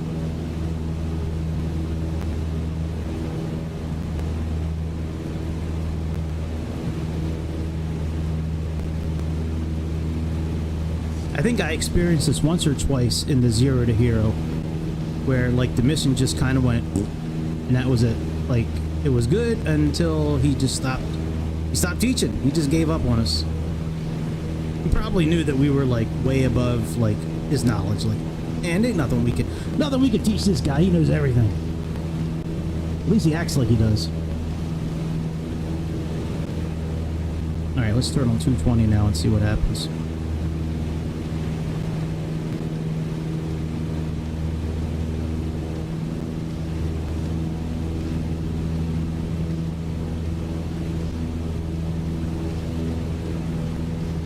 Other than that, I give up. I don't know what the fuck he wants. Because we were at 180, right? Unless we need to fly this until we capture 180.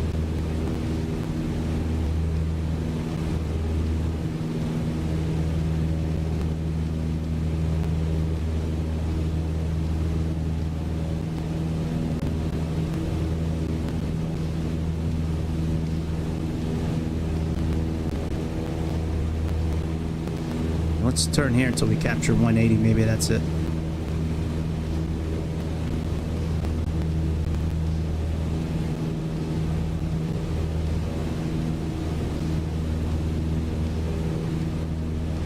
All right, that's about 180 right there.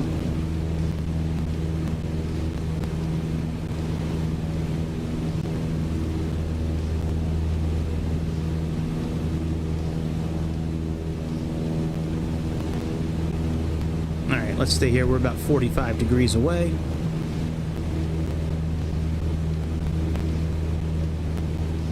See what happens.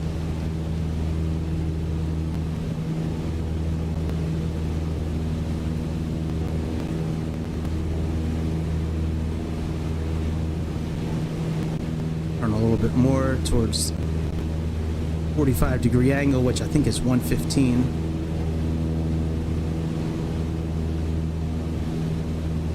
115 on the heading.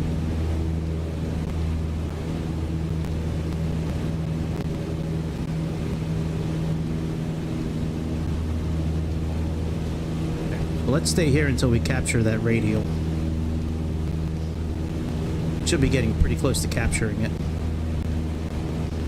This is a 45-degree angle to it.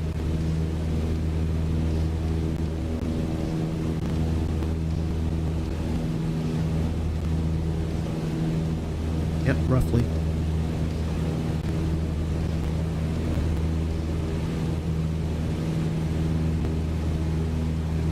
Like it's starting to move in a little bit.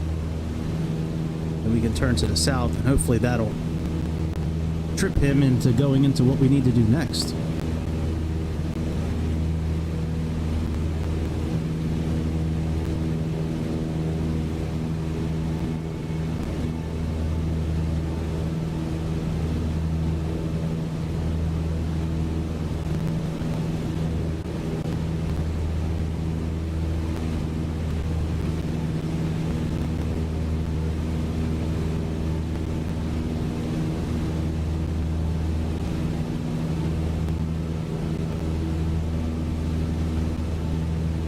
There goes the needle.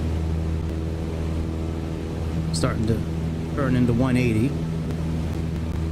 As it gets a little closer, we'll turn to 180 as well, and hopefully that will fix it. Unless we need to move the card all the way, you know, in a 360. Ready to turn.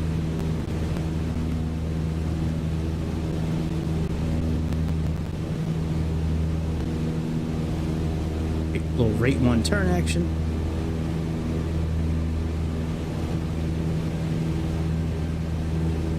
Overshoot to south.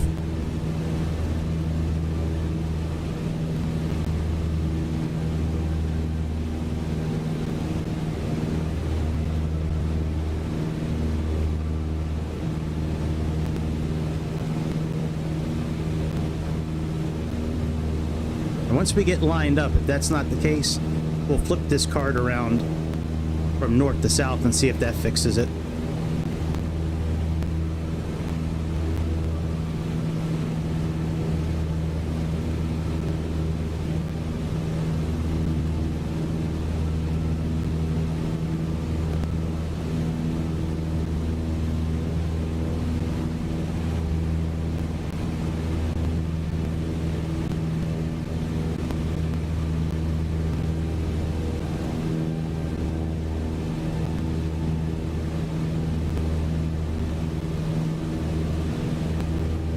I don't know what the hell he wants.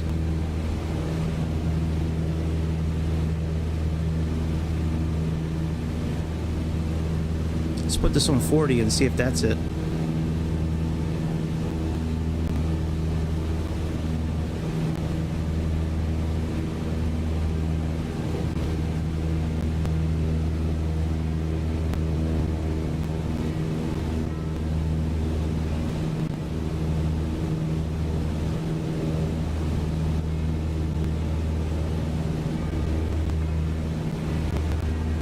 Maintain 3,500 Oh, fuck feet. off. Tell me where to go, bitch. Come on.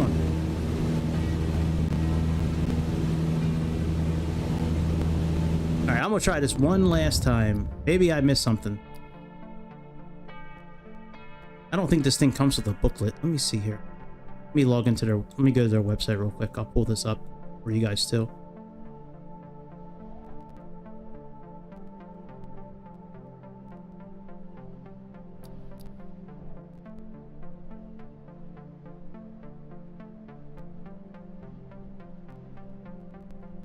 Okay. Interceptor, let's see. I don't remember if it has a booklet. I think it does. Maybe not. I would have sworn it did. Maybe not.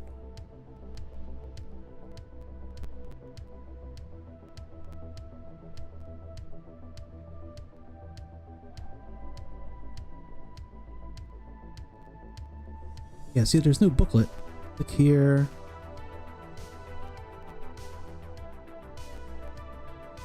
Lesson 12 is failing. Remove AIRAC data, right? We know about that. Yeah, I don't know. I'll try it one last time. If that doesn't work, I'm calling it a night. Ain't no reason to Keep on trying if it's broken. I'm gonna listen real intently this time, make sure I didn't miss anything. I know he said turn on a heading of 220 when we go into the cone of confusion, but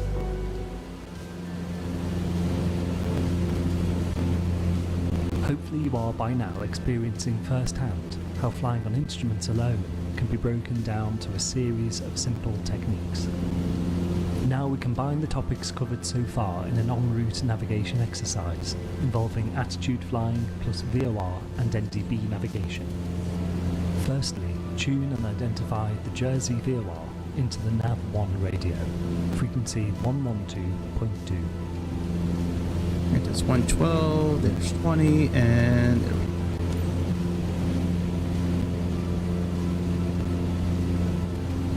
Oh yeah, identify. There we go.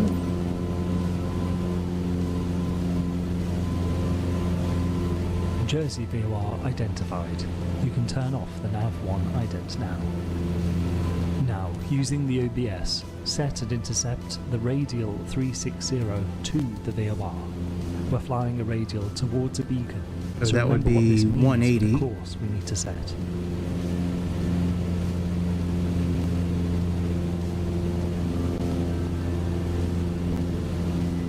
Good, we are flying a radial to the beacon, so we set the reciprocal, course 180.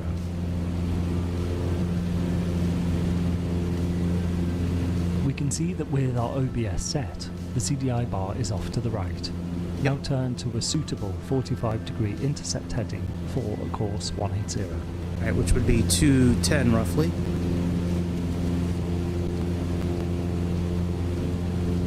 This is FS Interceptor. Shit. Damn, that's what happens when I look at chat. To the right with our course set, so we chose an intercept heading to the right of our OBS course. Now complete the interception and fly us to the VOR. Oh, get back up to 2,000, bitch. Come on. See, when I look at chat, bad things happen sometimes. I just showed it. Hang on, I'll show it again. Hang on. Let me get the display capture back up. Yeah, this right here, FS Academy. The Interceptor. You can buy this from the... It's only available for Microsoft 2024. You can buy it from the online Play Store in the simulator. Just go under Activities. I think it's like 30 bucks. 28 missions, 2 tests at the end. It's really cool. FS Academy. It's their Interceptor. Interceptor. Wasn't that like the bad Decepticon that was trying to get Sam Witwicky in the first Transformers? Wasn't he an Interceptor? Alright, we're getting ready to turn towards the south. As soon as we finish capturing this localizer.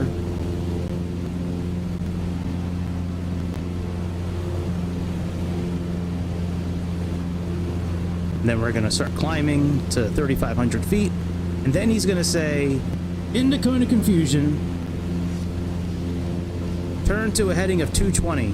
And we do that every time. And he just doesn't talk to us ever again. Unless we're off on altitude. Alright, we are almost ready to turn towards... Go. Let's capture this on a rate 1 turn.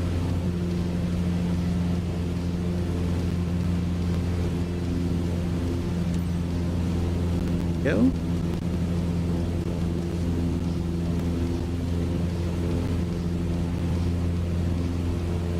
Now follow the course 180 to the VOR and climb to 3,500 feet with the standard pitch and power settings. Alright. Full power.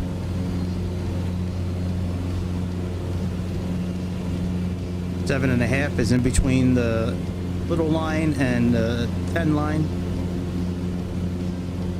That should put us at about 75 knots in the climb speed and roughly about 500 feet per minute in the climb.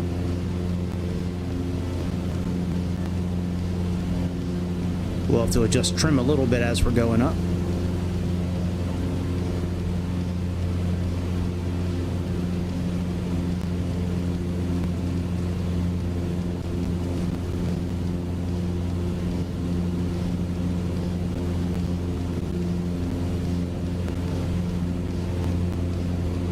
let's adjust the trim a little bit.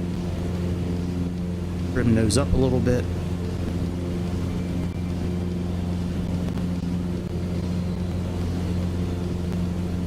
If I can have him not say anything to me now, that would be great. That means we are starting to learn what they've been teaching us. Holding altitude for me is a little bit of a problem. Sometimes I dip, dodge, duck, and dodge. What was the 50? I don't remember what the 50 was. Duck, dodge, dive. I know dodge was in there twice, or duck was in there twice. That movie Dodgeball. I like the guy from Office Space that's in the movie, the one who always lost his stapler. Didn't he have that Asian wife that was a real bitch in that movie? I don't know if I'd ever go back and actually watch that movie, but there were some parts of the movie that were pretty cool. Just not a huge fan of Vince Vaughn and Ben Stiller and all that. All that stuff, all that Jewish... No, I'm just kidding. Just kidding. We love the Jews.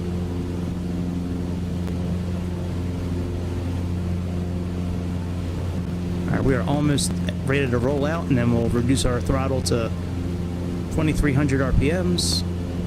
Now maintain 3,500 feet to the VOR.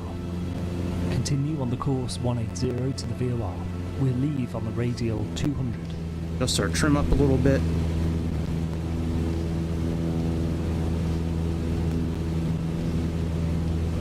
I just missed what he said. He said we leave on the... Well, whatever the fuck he said. It's okay.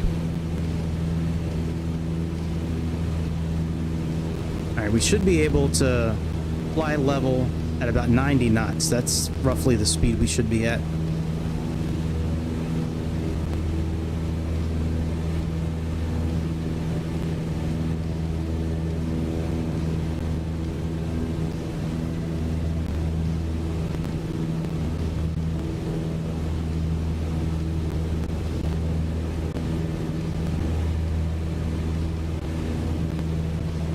We still have to do ADF work on this one too. I mean, like, there's... I just can't get past this second part here. I just... See, the 0 to 0 I like a lot because it gives you manuals. It gives you 5 really in-depth PDF guides for every single one. I don't know why they didn't do that on this one. That would be nice if they would have done it. Where they have everything mapped out and planned out. Like, the documentation that comes with the 0 to hero ones are really good. I was reading over them last night. You know, about how to calculate wind drift. You know, where you take your ground speed, cut off the last number, and then add 7 to it, and that's, you know, like the angle difference from the heading. Like if you're flying on a heading of 100, and there's, you know, a certain amount of wind, and you're flying, say, 300 knots, you would take 30 and add 7 to it, or something like that, or cut it in... I forget what it is. Maintain 3,500 feet. Oh, you motherfucker. Come on, man. Stop it. Stop being such a stickler for all the rules. Alright, maybe that'll be the last time he mentions that to us. Alright, let's get back up on this radial here.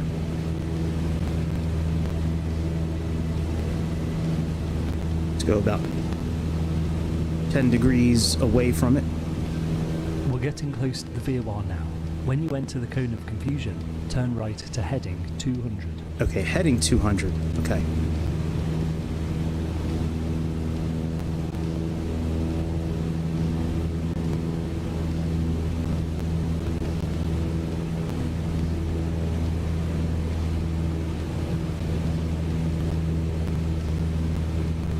The cone of confusion, I believe that's when the CDI indicator just goes all the way side.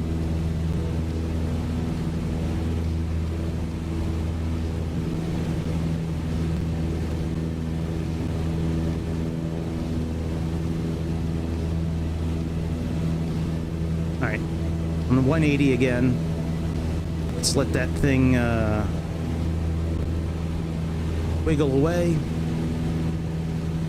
You know you're trimmed pretty good when you can take your hands off and you're still kind of level.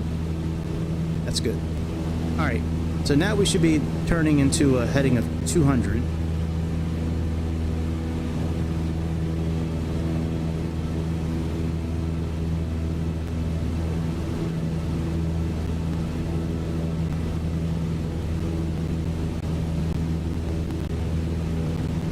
All right, there's 200. Let's see what little British guy says now. Don't forget about me, Nate. You gotta finish this lesson.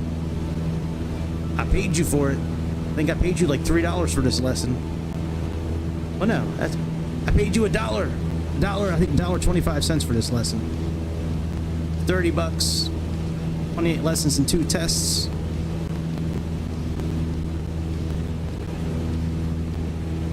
We're holding the altitude pretty well. We're on a heading of 200. Let's see what he says. I'm not going to deviate this time. I'm not going to touch anything. We're just going to stay on 200 and see what happens. I'll give him a few minutes. If he doesn't say anything, we'll just cancel this mission. It is what it is. Maybe it's not compatible with the new update or something. Maybe it's a mod that I have downloaded that it's not compatible with. Could be in a number of things.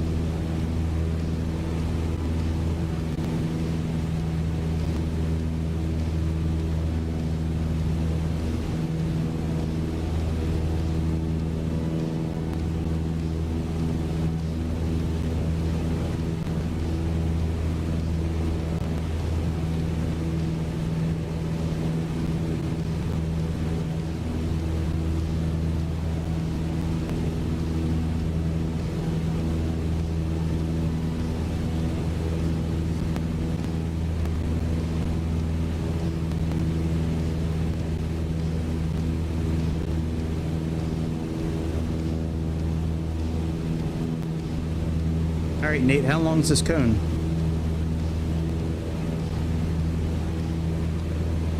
See, we do what he says. He forgets about us. I bet you if I lower my altitude, he'll remember me real quick.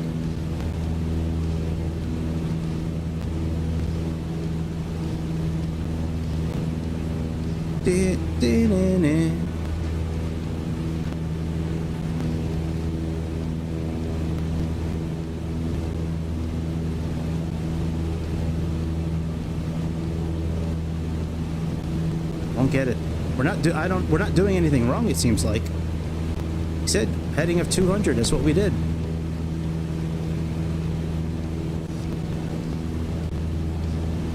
It's usually around now that I start getting like impatient and I'll start messing with the VOR dial and the CDI needle and all that.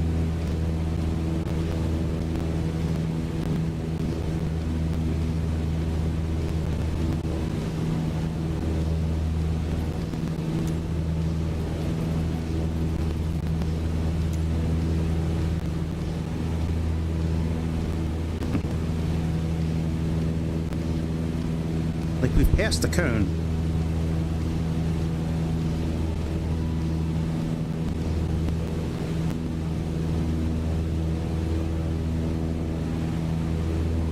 Unless we need to fly far enough away until south catches back up to us, which could be.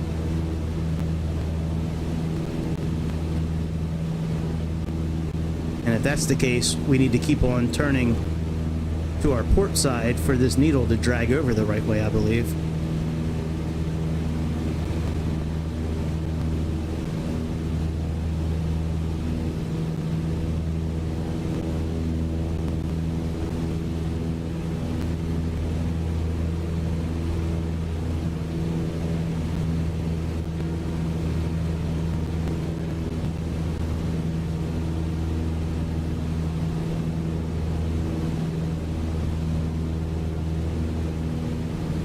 All right, 200.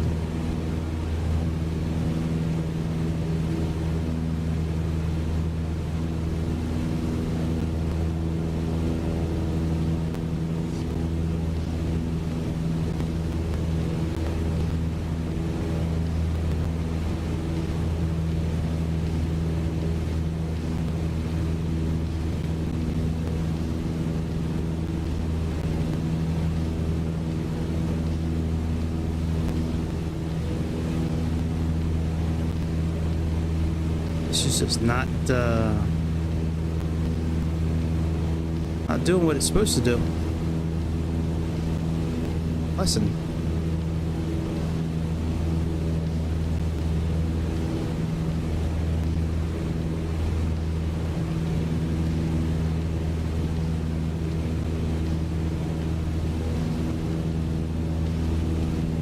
Let's turn a little bit farther.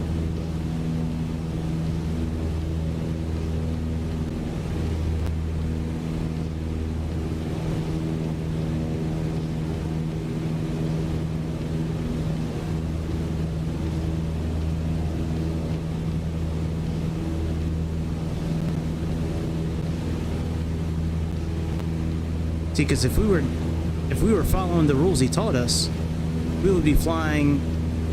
We would be making a turn right now to 50 degrees.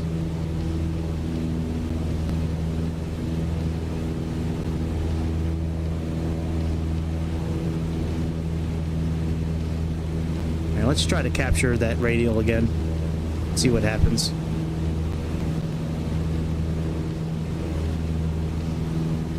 We don't capture it. When we capture it, if that doesn't help us out, I give up on this lesson. But we need to turn 120, 30, so 135 is roughly a 45-degree angle to south. So let's continue our turn to about 135. All right, let's hang out here until that needle comes into play. Then we'll turn to the south.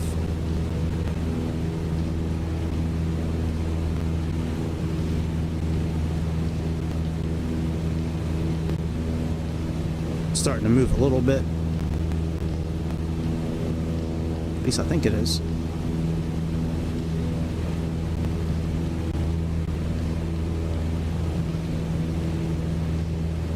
Maybe not.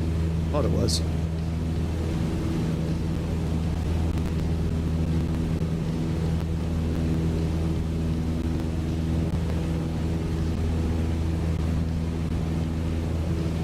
Yep, it's starting to move.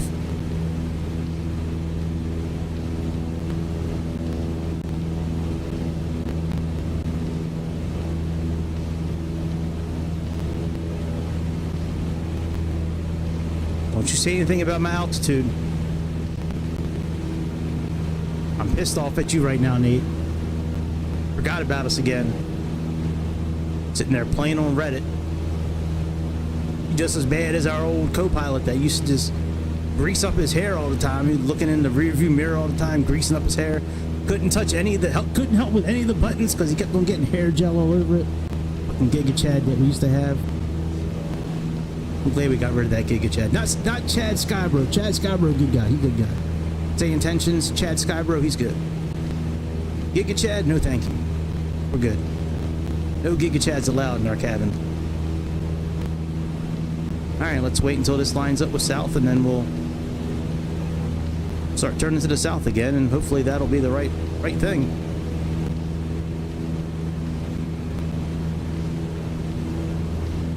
And we're capturing the radial. He didn't give us a new radial, he just said turn to heading at 200 in the cone, which we did.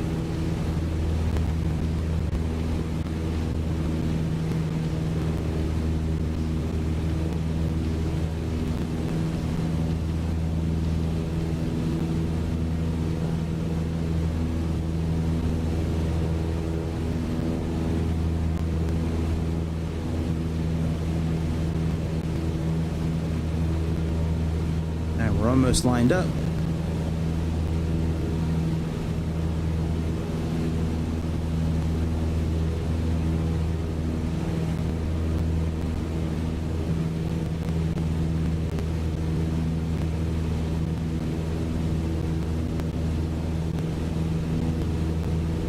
I even flipped the placard last time and flipped it from north to south to see if that would fix it, but alright, let's turn to the south and see if this fixes it.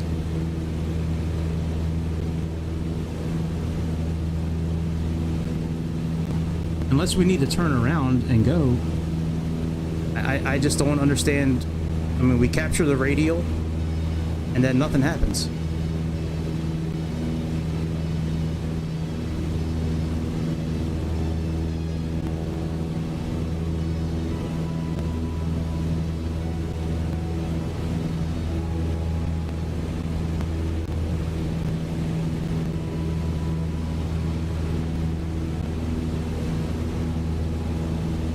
Just don't understand it.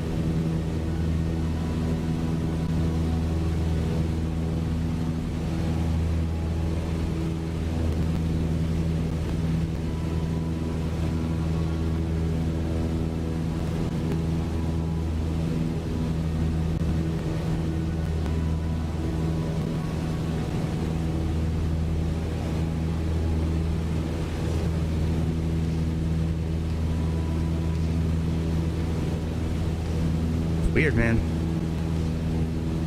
Very strange.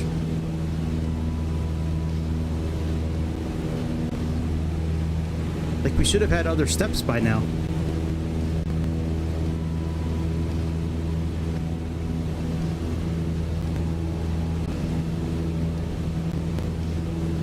Turn to 200 now and see what happens.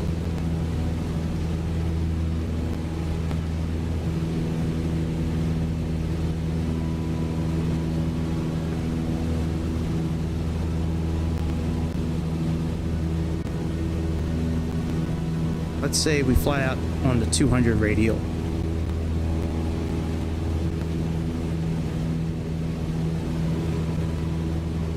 Let's try that. We'll try spinning. That's a good trick.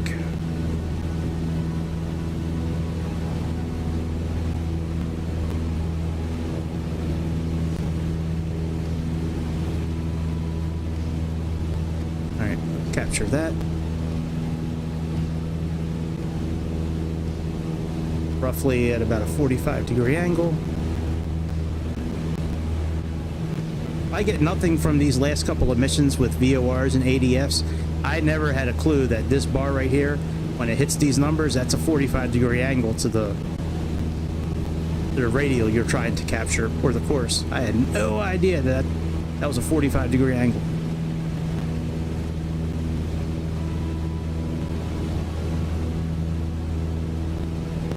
Alright, sit here until we capture it.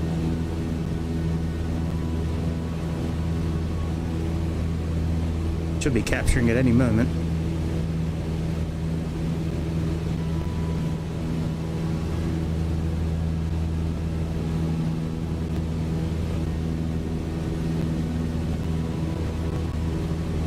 I mean, we're probably 5 or 10 miles away from the station now. I just want these things to work properly. We spend all this money on this simulator. A year and a half later, the simulator still doesn't work the way it should. This shit ain't working the way it should.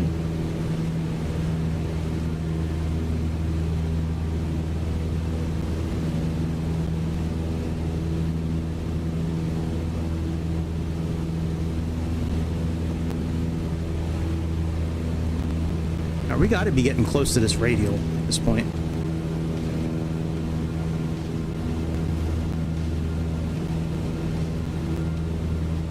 Looks like it's starting to come into play. Oh yeah, it's starting to come into play. Okay. Let's see if this fixes it. Maybe instead of a 200 heading, maybe he meant 200 radial. Or, sorry. Well, no, if it's a heading of 200, that means the radial would be 20. Yeah, that's where we're at. Okay. That's what we have it set for.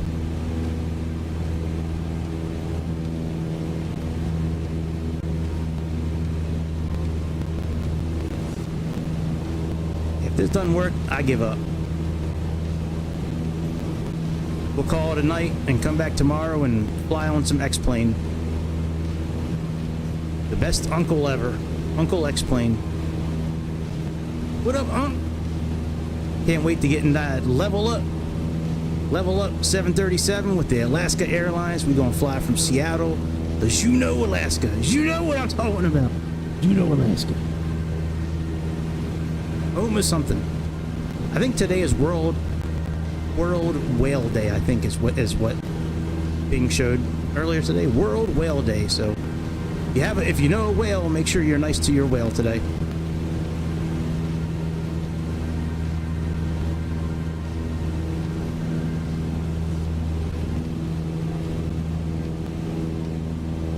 We are way off of a 45-degree angle, but let's let this get a little closer and then we'll make our turn.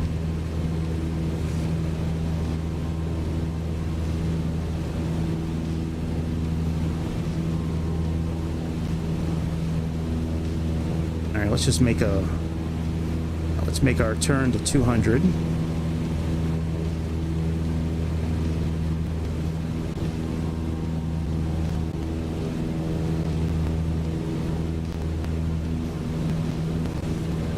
Hopefully this will fix it.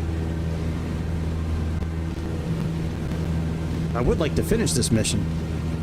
I was looking forward to switching to the ADF and doing all that, but I think this mission is broken.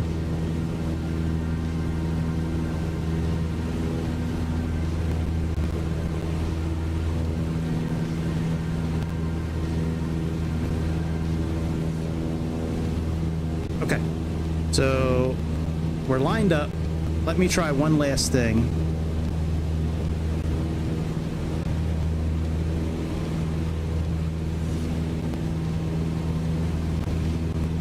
All right, that didn't fix it. Yeah, I don't know what the hell they want. This shit is broken.